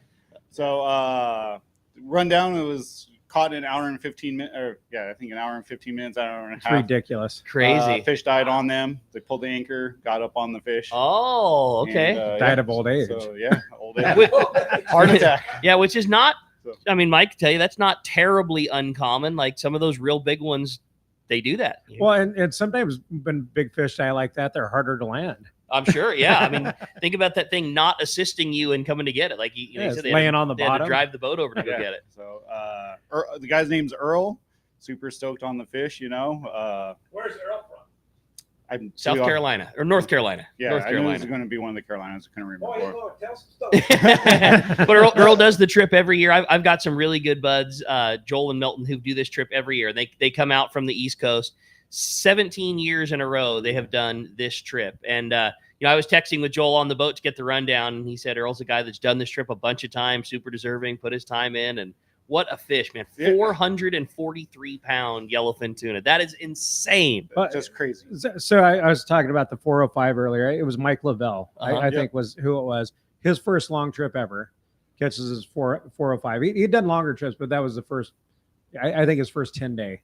John Petrucci, his first long trip ever, Yep. catches a 445. This guy put in his time, so congrats. Yeah, really cool. Yeah, I mean, they got. Jason said he has 2 over 3. 3 over 2, 2 over 3, plus 1 over 4 for this trip. So the opportunity is there for that big fish to go down there. That's rad. And the fact that he had the 2 big fish were on chunk, and the rest were on bait. So a little so chunks still work. Chunks still That's work. so cool. Yeah. You want to pretty lunker, awesome. be a chunker. Good big congrats to Justin and the Excel. I mean, he's got the 2 biggest yellowfin in history. Yeah, I mean, what's the odds That's and the rad. chances that happen? To say, yep, I was the captain. It was on my boat. We got the. It's just another 400 pounder. We got 2 fish over 440. That's rad. That's That's cool. awesome. Thanks, Carl. Yeah, You're good welcome. job, Carl. Yep. That's a pretty Appreciate good you coming in. Yeah, right next to that's the First-hand advantage of being reporter. right next to the Fisherman's Landing. You can walk right up here and give us the live report. If this wasn't another reason why we never go back to the studio, I don't know what is. Absolutely. Like this is where the home of Let's This is Talk it. Hookup needs to be for This this is exact the reason. place. That's Yeah. cool. And now we have it on camera, and you can see it. Yeah, all. that's Right. awesome. All right. Yeah. Good job, Carl. Thanks, Carl. Thanks for coming up. I Appreciate knew I that shouldn't very pick my much. nose. 443. That's That's a good so one. that's so That's much a tuna. good one. I'm curious of what it actually showed on their scale. When I saw the video that Jason Fleck put up and he looked at it, and I'm just saying if that were me, and it probably weighed 460, I probably would have dropped 20 pounds on it just to play it safe. Just to 'Cause, make sure. well, we know how many fish over the years, over the decades, that were called 400 pounders, and they come back at 380 or whatever. Well, that was super cool of Carl to come in. Yeah, that's great. And come up to the studio and give us a live report right off of there for sure.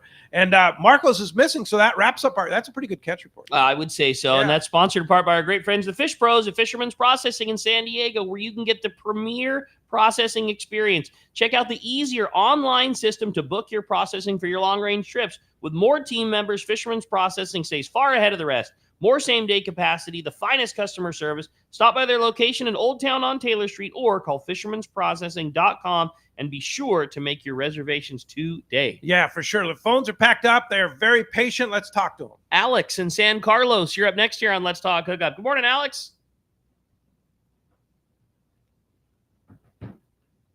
Yo, Alex. Still with us, Alex? Looks like we might have missed Alex. Laying on the floor thinking about that 400 Yeah. pounder. So why don't we talk to John? He's calling us from Escondido this morning. Good morning, John. Welcome to the show. Hey, good morning, gentlemen. It's a great show as always, and wow, what a fish! You know, my question, your colonette trips in January and February. What gear would you bring on the trip? Just because of the opportunity of the different things that are in the area. Your main gear down there is going to be 40 and 50 pound, but with the chance, this anomaly of the year-round bluefin, I'd bring a 25 and 30 pound fly line setup. I'd bring your 40 and 50 pound, which is going to be primarily your bottom fish, your yo-yo fishing. And then I would definitely bring a heavier rod just because you never know. I mean, there's the possibility of seeing something along the way, or, even with some of the local, like 3/4 day guys, every now and then you'll see one of the boats coming back from the Coronados and they have a 150 pound bluefin on the boat. The possibility of driving through that stuff. Once you get down below the inner bank outside Ensenada, a lot of that area is just there's a really good chance of seeing tuna. So, normally I would have said, for a colonette trip, you bring a 30, a 40, 50 pound, and you're going to be set. But you want to make sure you have a fly line set up, make sure you have assorted weights, but do bring at least 180 or 100 pound setup with a heavy jig, heavy nighttime fishing jigs, just to have it there.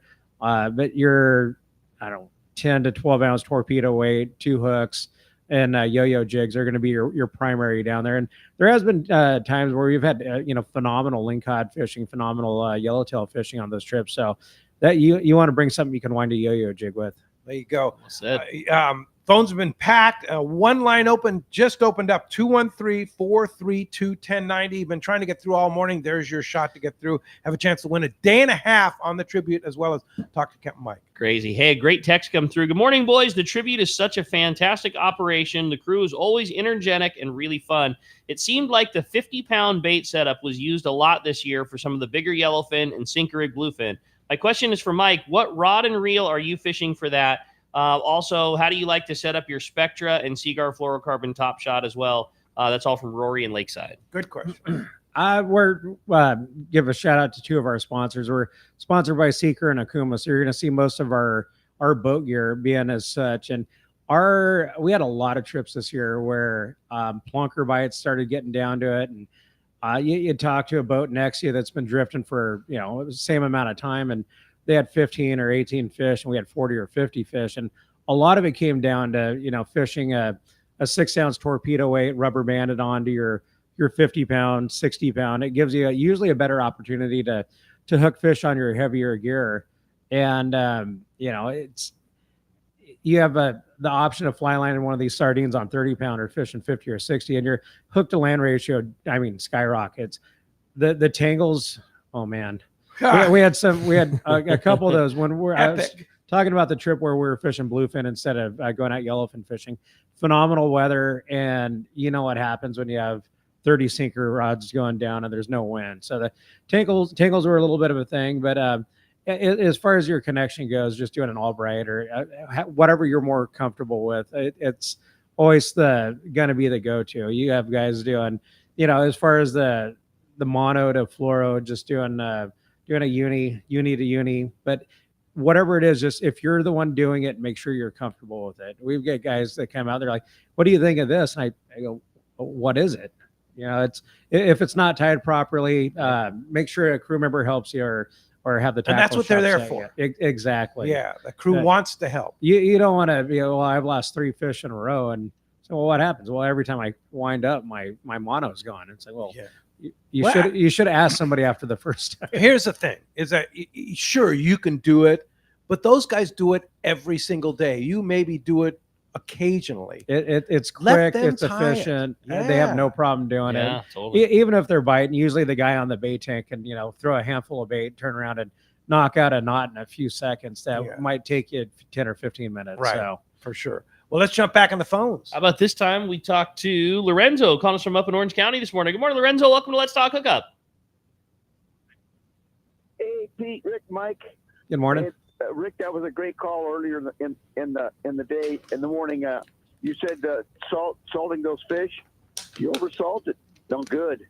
Keep them cold. That's a hot tip for the tuna. For sure. There you go. When you're bringing them back in. Oh, just and a when I worked different in the day fish and market, age the boss too. always said, handle them like eggs. Handle the fish like eggs, because when our Asian buyers come in, they push on it and they can tell. They can tell the condition of that fish. And that's a good point too, because back in the old days, you just throw them off the gaff, throw them on the deck, right? And that doesn't do anything. Throw them off the boat. I remember throw 'em the into first dock time cart. I remember the first time I ever did that. John Christensen from Point Loma Seafoods, my buddy. He's like, "What are you doing? What are you doing to Damaging that thing?" fish." It's even just talking about salting the fish, and Yeah. and on longer trips, I'm sure they're still doing a brine setup, but the way fish have been changed, and I think Tim and Randy probably started a lot of this 30 years ago or Right. whatever it was, but it's these fish come on the boat, they're brought over the rail. A lot of them have rubber mats that they get brought onto. Yeah. They're bled, they're spiked, they're gill Gently and set gutted down, instantly. yeah. And the days of piling like frozen tuna into the dock cart and then pushing the cart as fast as you could and then throwing on the brakes while one other guy lifts the gate up and seeing a 300-pound just block of meat come and just slap the deck. Yeah. Those are not the same as These nowadays. fish would come out of the hole, and I a lot of trips on the Excel where there was fish all the way up the rail on both sides of the boat, and you'd slide, and you weren't trying to, but they're frozen popsicles. Yeah. They'd slide for 50 feet, and then Sure. hit the bulwarks, and then when they're coming off, it's just a whole different world. And it's if you look back, go back to the albacore and gunny sack days, like we haven't seen good albacore fishing in a long time. I got some albacore from Pat Kavanaugh last year, and it's all blast frozen. I think everybody, it's kind of like the bluefin thing. Everybody kind of got tired of albacore, and they're like, man, they're greasy, they stink, they're not good to eat. And now I'd love to see albacore again, obviously, Yeah. but Oh, with man. the way that we handle it now, you're not. There's not 3 albacore in a gunny sack and somebody standing on them trying to get a bait out of the tank. It's a whole.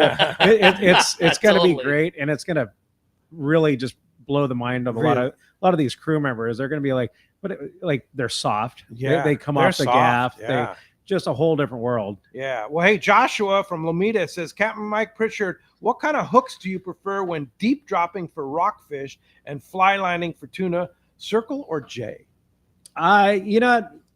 I've really come down to where almost all of our bluefin fishing, whether it's a super mutu, Mustad makes some great circle hooks as well. It's just a lot of these bluefin, and they are toothy tuna. There's no way. Sorry, yellowfin. There's no way around it. But so if we do rental gear on the boat, if we have a bunch of rental gear, whether it's like I said, a super mutu or whatnot, we rig everybody up with the circle hook, and it's just so easy for the individual, especially if they haven't fished a lot. All you do is put the reel in gear. You don't have to swing. You don't have to do anything like that.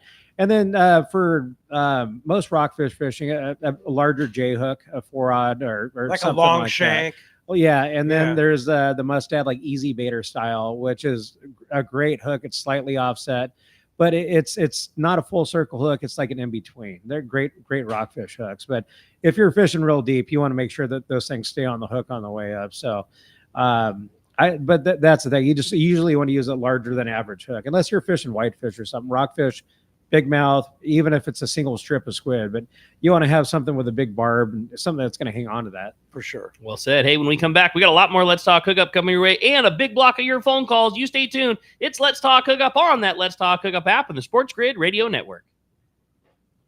Hey, this is Captain Benny Florentino, owner-operator of Coastal Charters. Just want to announce that I'll be running the Camus 26 hybrid boat. You have from a West Point Coast Loma coming Marine up, in not Costa after Mesa. this? Hybrid being a center console with bay boat features. The boat features a Michael Peters stepped hull that'll give both myself and my guests a comfortable dry ride. West Coast Marine in Costa Mesa will be carrying the 26 hybrid, 28 hybrid, and also a 34 cat. Heck, they even have some great looking bass boats. But if you have any other questions, feel free to call Nick Kelly or Kyle Mesa at West Coast Marine in Costa Mesa, and we'll see you on the water. Take it from Captain Benny Florentino. West Coast Marine in Costa Mesa is your source for Camus boats, as well as Parker boats, Yamaha outboards, and now Mercury outboards. Sales and service, the finest you can find. Go see Nick and the guys at West Coast Marine on Newport Boulevard in Costa Mesa, or check westcoastmarine.com. Hey, this is Rosie with Cedros Sport Fishing. We have always been the leader with all-inclusive fishing trips to Cedros Island. We now have 2 lodges to choose from, and both sit on the cliffs edge with relaxing ocean views and gorgeous morning sunrises. With direct flights departing to the CBX in San Diego, we are committed to providing first-class service to our guests and an unforgettable fishing experience. Come check out the yellowtail and calico bass capital in the world. Nobody does it better than Cedros Sport Fishing. Call me at 619-772-7570 or check us out at cedrosportfishing.com. Book soon. Trips are going fast. You know, the freshest thing in town is right next to the San Diego landings in Point Loma, and that is Point Loma Seafoods. No doubt about it, man. I can't. What more can you say? But we work there at the tackle store every day, and we're at Point Loma Seafoods once a week. It is our favorite spot because there's the variety. Like you can't get too used to something. A classic squid sandwich will always be killer, but their fish tacos.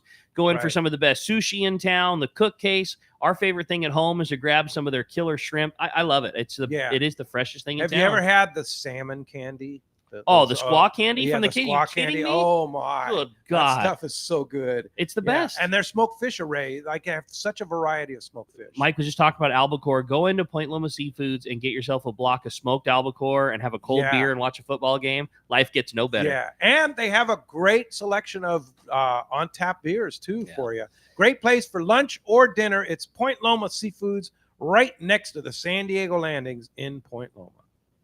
Hello, this is Captain Mike Pritchard from Searcher Sport Fishing. Alongside my colleague, Chef Josh Evans, and our dedicated team, we invite you to join us aboard the Searcher. Our fishing trips range from 1.5 to 8 days, available May through November, and include charter options. We're committed to upholding a legacy of top-notch customer service, delicious food, and a friendly and talented crew. Book your fishing adventure online at searchersportfishing.com or call Rachel at 619-226-2403. That's searchersportfishing.com. We look forward to welcoming you aboard. 24 years ago, I visited this amazing place called Haida Archipelago. I just could not get enough of these amazing islands, natural beauty, friendly people, and phenomenal fishing. I knew I had to spend more time there. Moving forward to today, here I am, a fishing lodge owner. Hi, this is Valerie Hilprich from Queen Charlotte Safaris in beautiful Haida Gwaii Islands, British Columbia, Canada. We are a boutique lodge just steps from the Sanskrit Harbor, offering a truly unique fishing adventure. Our fishing is world class. You will fish for king salmon, halibut, lingcod, and much more. Our fishing grounds are untouched, unspoiled, and surrounded by stunning scenery. We are dedicated to making your adventure an experience that will be a lifetime of memories. We will welcome you as friends, and you will leave as part of the Queen Charlotte Safaris family. You will come for the fishing, and you'll come back for the memories. We are booking now. Please give me a call at 1-877-815-2892 or check us out on Instagram, Facebook, or our website, qcsafaris.com. Welcome back to Let's Talk Hookup. Having a great time here this morning talking fishing. I still can't get over the fact that there was just a 443-pound yellowfin. That was Ralph's fish. Just got weighed up at the landing here. That's so cool, man. God, congratulations what a to the great angler and Captain Fleck too. That's What did he say? awesome. You had 3 300 pounders to go with it. Sure. 3 200 pounders, or The guy's an angler. 3 over 2, 2 over 3, and 1 over 4. Wow. Wonder what he's having for Thanksgiving. Yeah, I wonder. That's Yeah. awesome. That's pretty awesome. Well, phones are packed up. Let's jump into it, Rick. You got it, buddy. How about we talk to Ryan? Ryan's calling us from Irvine this morning. Hi, Ryan. Welcome to Let's Talk Hookup. We had a very, very patient callers today, so it looks like Ryan might have slipped off. Well, let's grab another one and talk to Jim. He's calling us from National City. Hi, Jim. Morning, guys. Mike, I started fishing on the Tribute back when you first got that boat. I think 11 or 12 years ago. I had encountered the previous owner, a woman who was at a rehab place. I was doing a shoulder, and she told me, "Oh yeah, Mike Pritchard, the Tribute." But anyway, Mike, a couple of weeks ago, me and my son went on a trip. It was one of those trips. We were supposed to go yellowfin, but the fish moved too far down, and so we ended up going to the Tanner Cortez, San Clemente. But it wasn't a great trip. I think 28 people got 18 tuna, bluefin, and I'll tell you, I wasn't the least bit disappointed. We were going for bluefin instead of yellowfin. I mean, I would have liked to gone for yellowfin, but to me, either species is just awesome. But what I wanted to say, was a pleasant experience on your boat as always. But you had a guy on there working the deck, and he's not like maybe a couple years doing sport fishing. An excellent person, excellent deckhand, a guy named Tanner. And I just wanted to call and say, Mike, that once again, it was just a great experience being on the Tribute, and you got a great crew, and me and my son both really appreciated the trip, even though we weren't lucky enough to get a fish. Well, I'm glad you enjoyed it. Yeah, Tanner's been there for a couple of years. I talked to him yesterday. He's in the process of looking at getting his captain's license. So Good for him. You get some of the guys that. How old is he? He's 30. Oh, okay, 30. so he's not young. Yeah. Well, he's sort of young. What's He's young anyway? compared to me. Young is like I said. Young guys. Some of these guys are like 18, 19, right? You don't see a whole lot of that anymore. No, you That kid don't. Kyle that I was just talking about, Yeah. he just had his 13th birthday. He'll probably have his license when he's 19 or 20. Like Yeah. a lot of us. How old did. were you when you got your license? 20. 20. A lot of us. You don't see that a lot You look at a anymore. lot of the guys, especially that were on the Excel at that time. Ventura County had something in the water for a period of time. Myself, Bill, Pat Kavanaugh, Sean Stewart, a lot. And most of us got our licenses like 19, 20, 21 years old. Wow. And you don't see a whole lot of it. Yeah, Tanner's a great crew member. He also does homemade or a lot of like striped bass lures and stuff. It's called Finbait Customs.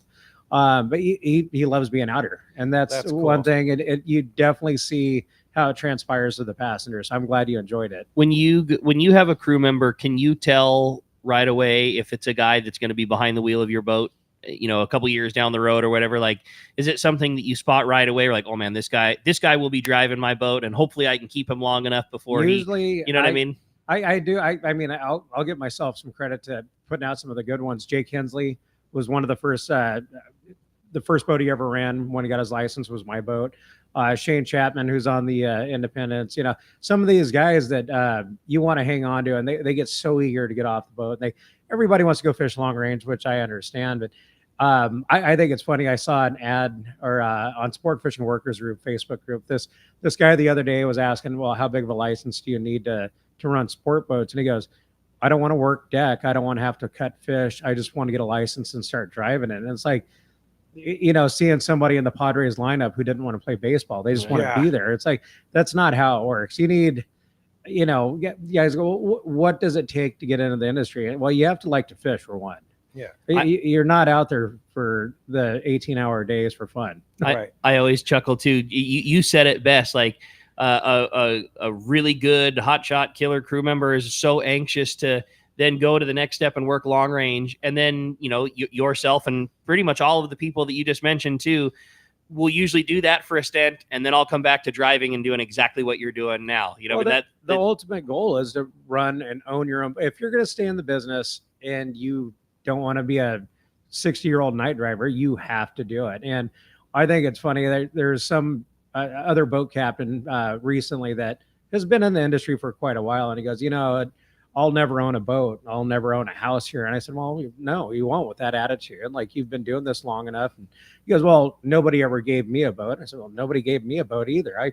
I borrowed money, and I originally bought it from Mary Lou Presti, or leased it from her, and then ended up buying it. But it's still there for guys that want to do it. But I think a lot of and you see it in every industry, a lot of employees now just want to be handed something. Right. And this is not a hand me kind of industry. No, if you don't you put gotta in your work for it. time, it's not going to happen. If you want, you look at, Frank LaPresse, a lot of these guys, they all started young.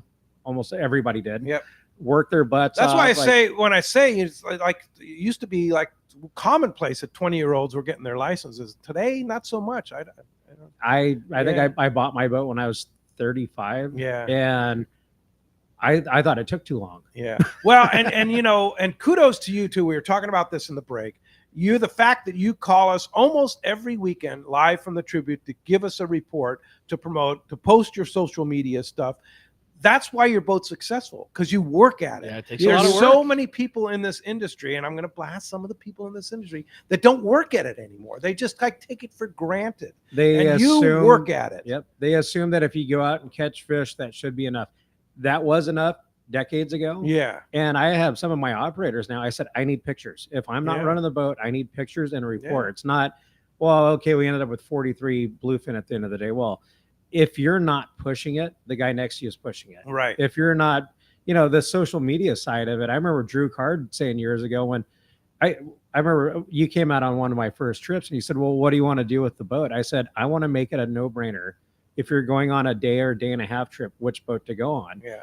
And it was pushing it as much as I could, running a good business. Right. We kind of changed how overnight boats did it. We started doing, steak dinners, homemade bread. We changed the right thing. The way that a lot and of the it fact that you're was. like talking to the people, telling them what's going on. I mean, you're not only helping your boat, you're helping the other boats too. And hey, I better get out there. The bluefin are biting, the yellowfin are biting. I push our landing. Yeah. I push the boats out of our landing. Yeah, you do. It might be it's great. competition, but at the same time, It's like a I team said, effort. Drew Card. That's why we're here. We're here to promote sport fishing. That's Yes. why Let's Talk Hookup is this. That's why Rick and I do this. That's why Corey's here. The whole thing. We're here to promote sport fishing. When we have an assist from a guy like you to help us promote sport fishing, it's that's everything. what it's all about. So if you're listening out there, be like Mike. Yeah, straight up. Totally. Like Drew saying when I bought the boat, he goes, "What?" Because I'm not used to you have Facebook followers and you have all he's like, yeah, you're that's not something we normally do. And Yeah. I said, well, Yeah. and it's and social it's media great. doesn't do it all. You got to do other stuff too. I mean, everybody kind of relies now. It's social media is It's all I need. charity to do. events Yeah. like the one you we gotta just do a did. lot of That's different things. It's a media mix. If you're- You got to hustle. Some of these guys that say they want to own boats, and owning a boat and managing a boat, there's just as much work when you're not on the boat, if not more. Probably more. Like, sometimes running the boat's easy. Constant. You go out and hopefully it's easy. Yeah. You go out catching fish. Hopefully everything runs right. But it's between Fish and Game, Coast Guard, advertising, your charter groups, dealing with issues, it just everything. It's Yeah. if anything good doesn't come easy. If you're not on the boat, chances are you're doing something at work. Yeah, for sure, for sure. Including Hey, maintenance. speaking of working and going places, Katmai Lodge. I can't believe our trip in July that Rick's Yeah, going to host. come in on. July. Let's go. Prime time for Katmai Lodge. Sockeye, king salmon, silver salmon, unbelievable trout fishing, and of course the bears and the moose, the wildlife and the experience at Katmai. There's nothing like it. There's still 2 spots available on that trip. So if you want to go on our trip in July, it's like July 17th. 7-day trip.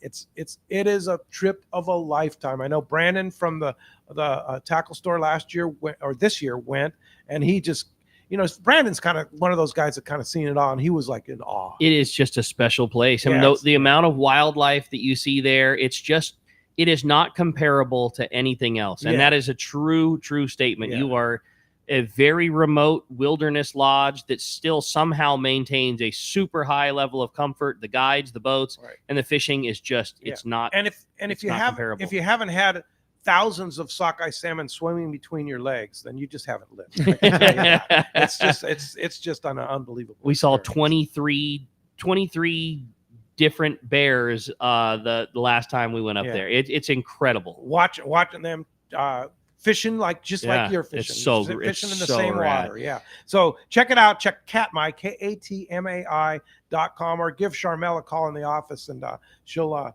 hook you up. Yeah, on if you those got questions, man, call me. Yeah. I'm not hard to Yeah, find. I'll tell me you all too. about it. It is a Oh, very yeah. special Well, trip. you're gonna have fun. Yeah, for sure. man, I can't wait. You have a great text. I did. Yeah, this one was from Mike. Says, "Hey, Mike, what are your thoughts on the Power Pro colored metered braid? It sure makes it nice to know where your jig is at, but my question is, does it make it harder for you as a crew member to deal with tangles? What are your thoughts? Is it worth the investment?" That's from Mark in San Diego.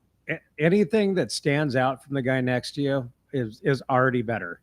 Unless it's Yellow Spectra. For some reason, Yellow Spectra finds every single tangle on the boat. Always the guy with yellow spectrum. You know what? And I have a story about that. I was Guadalupe Island.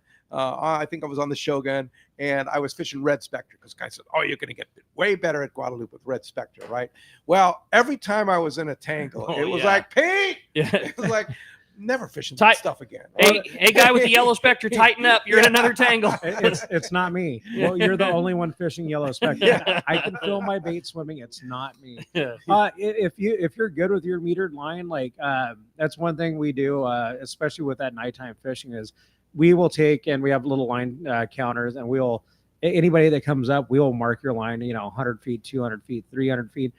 And it's money, especially if it's calm and, we're getting up there, we're getting on a spot of bluefin, and, they're 380 feet. Well, the guy dropped down 100, 200, 300. We'll get to 4. Okay, stop, put it in gear, start fishing the jig, and you get bit.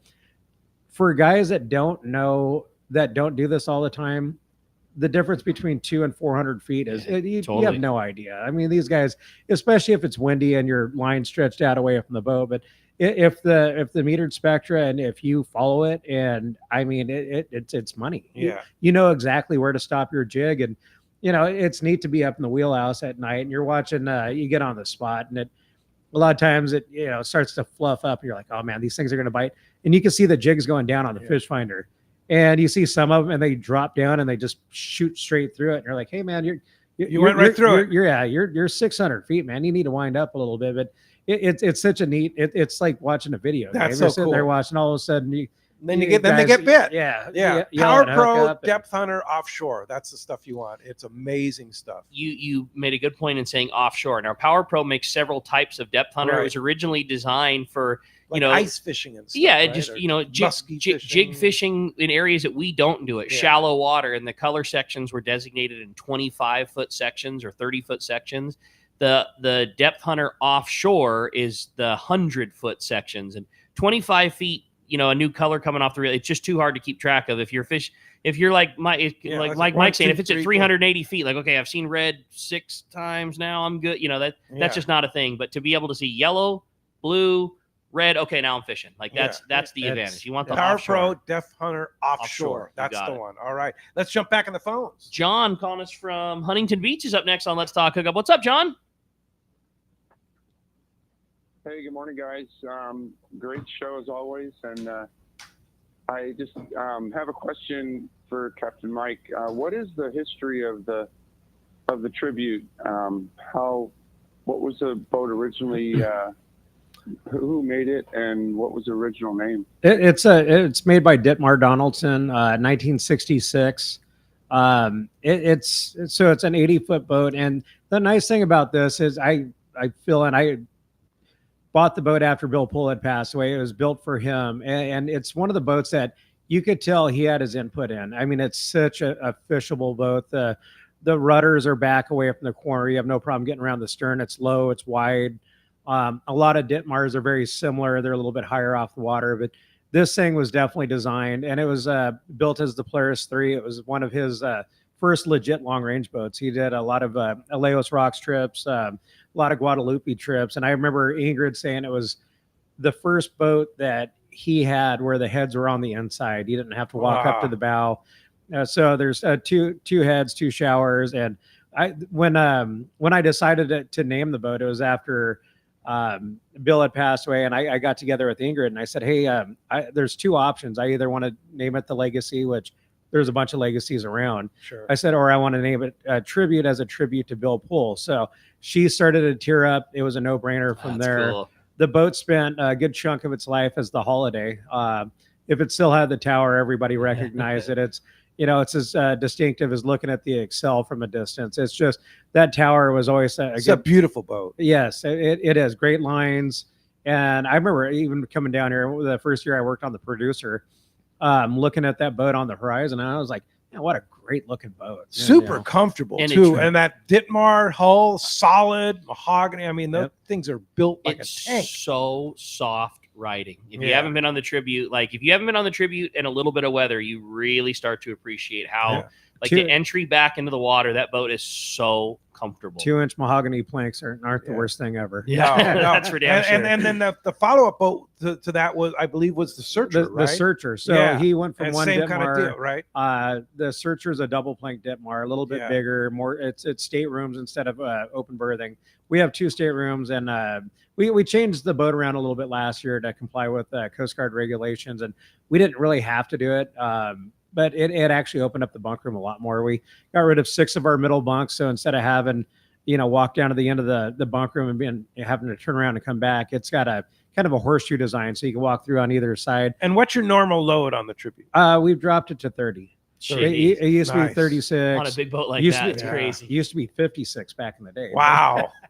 So yeah, we still sleep 36. So there's open bunks. There's But you only take 30. Yeah, that way there's, if you don't like your bunk, the guy next to you, stinks or whatever. And then there's our 2 staterooms, and they're definitely handy for family groups. If you had somebody bringing their kid or their daughter out for the first trip, and like if the kids or daughters want to come, or females or something, you can reserve those staterooms for them. So there's 2 3 bunk staterooms for them, and it just a lot of times getting somebody on the boat for the first time that wants to have the best experience, or they're timid, or they don't want to be in all of our bunks have curtains on them. It's air conditioned. It's it's a really nice bunk room. Super good. Hey, Alex in Pasadena has a quick question here. Any fish left? Love the show. Love the boat. When's the boat done doing maintenance, and when will they be fishing until? Forever and forever. Forever and ever. So there's no such thing as done with maintenance, at least for us. We're not hauling out this year, but we do. We were doing maintenance last week. We do boat work in between trips. There's a trip. So you don't take a month off to do maintenance, So sometimes we do. Mike is the king of we have nothing to do. It's going to be a very easy year this year, and then gets a wild hair, and next thing you know, everything's getting ripped out, and what was beautiful before goes back into even better looking again. You guys are the king of just making that boat more perfectly timed. It is a terrible habit. It's an expensive habit. But it's why the boat So looks you're so going to good. fish through the winter. You're going to fish in the as spring of and right the summer. now, we have trips scheduled throughout December. We are going to put up some colonette trips in January and February. But like I said, if we can get a trip or 2 out in December, we will have fished every month of the year.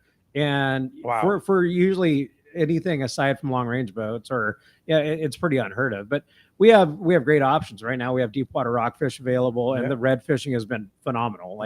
As good as it gets. And there's still bluefin around. I'm sure we're going to get out this weekend, and I'm sure there will be other guys out here locally with the weather we're going to have. And there's been good tuna fishing for November and December for the last like 5 or 6 years, maybe even before that. I had bicep surgery in, what was it, 2015, and the boat ran almost every day during February. A guy named Dave Burnside was running my boat, and it was So it was you just odd. watch the schedule. C4 Sport Fishing. Fishing bluefin on a dropper loop out at Tanner Bank with the squid. I like it. Hey, when we come back, we're going to find out who's going fishing on the tribute because we're giving away a day-and-a-half trip. More Let's Talk Hookup coming your way on the Let's Talk Hookup app and the Sports Grid Radio Network. Hey guys, this is Ali Husseini from Local Knowledge and BD Outdoors. I'm a lucky guy in so many ways, and one thing I'm really grateful for is my little brother Yosef. Yosef is not only a fellow angler, but he's also an amazing realtor that specializes in helping us in the angling community find the ultimate home. If you own a home, get a free no-obligation evaluation online now by typing in SoCalHomeEval.com. That's SoCalHomeEval.com. All you do is put in your address, and you'll get a home value report immediately sent to your email. No pressure, no obligations, just answers. Yosef is the SoCal real estate go-to guy. He's helped me and so many of my fellow fishing buddies find what they're looking for in a home. He knows anglers and he understands the real estate market. Not only that, but he's also a really nice guy. How many brothers can you say that about? Go to SoCalHomeEval.com and find out where you stand in the real estate market, and then get with Yosef and find your ultimate home. Again, go to SoCalHomeEval.com and we'll see you on the water.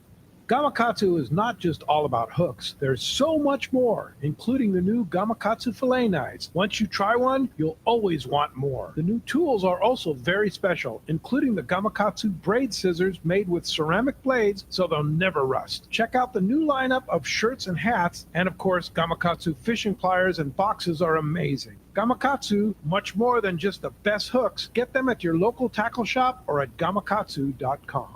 When it comes to fishing rods for saltwater, there's just one name you need to know, CalStar. Take, for example, the Graphiter series. It's a true graphite and fiberglass composite rod, the finest it's ever been built. And for anglers seeking traditional performance, durability, and quality at an affordable price, the CalStar West Coast series of rods and blanks are the ones for you. Their master craftsmen bring decades of rod building experience to every rod they make. So if you want your fishing rods to be truly state-of-the-art, I always recommend CalStar at fine tackle stores everywhere. Hey, San Diego, the Ford Get Holiday Ready sales event is going on now at your San Diego County Ford dealers. The biggest deals of the year to finish 2024, featuring America's best-selling truck, Ford F-Series, leading for 47 straight years. Or check out the full lineup of versatile Ford SUVs, including Bronco or Bronco Sport. Don't wait. Come take a test drive today. Get holiday ready only at your local San Diego County Ford dealers. They'll be glad to hook you up. Welcome back to Let's Talk Hookup. All right, it's time to find out who's going fishing on the tribute. Mike's going to do us the honor, flipping the prize coin here. All right, we're going to see if we got a caller or a texter. And today we have a texter. Congratulations, Mac in San Diego. You are going fishing on board the tribute on a day and a half.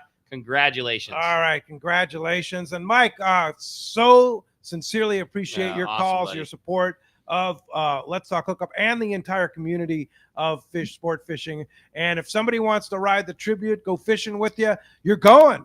It looks like Friday night's going to go. I'm Weather looks assuming. great. We wanted to get this one out, but we were talking about earlier, 13 foot and 25 knots wasn't Yeah, I don't happening. think so. It's a good weekend to watch some football and Yeah. reminisce over the Tyson fight. Yeah. But yeah, next Friday, Seaforth Landing, 619-224-3383, seaforthlanding.com, tributesportfishing.com. But weather looks great next weekend, and I'm excited to get back out. So Yeah, that's going to be fun. And so best way to book is just online. Online, Yeah. tributesportfishing.com. And if you have any they all questions, links. call Seaforth. They'll answer the Yep. questions for you. You can rent tackle there, right? Great rental gear. Yeah, they're fantastic. Basically, all you have to do is show up with a jacket and some boots so you don't mind getting bloody. Yeah. Well, and pants. Pants Yeah. are handy. And if you like a particular bunk, can you reserve that in Yep. advance? No. You can call in. You can get there early, or you can call in and reserve. But yeah, we're excited for the weekend. All right. Thanks, Mike. Thanks for your time. Appreciate that. Thank you to JP. the extraordinary JP. We sure appreciate him and all his hard work on the phones and the board there. And, of course, Adam, he's amazing, too, doing the Let's Talk Hookup app and more. And, of course, you out there, our callers, our texters, and everybody that's listening, we sure appreciate your support. We will be back tomorrow morning, 7 and 9 a.m. Mr. John Ireland's coming up from Rancho Leonero to reminisce about that wonderful destination that we loved so much when it exists, and we'll talk a little bit about that and more. So we'll see you tomorrow morning, 7 and 9 a.m., right back here on the Sports Grid Radio Network, YouTube, Facebook Live, 1090 a.m., and, of course, that Let's Talk Hookup app. See you then. Grace.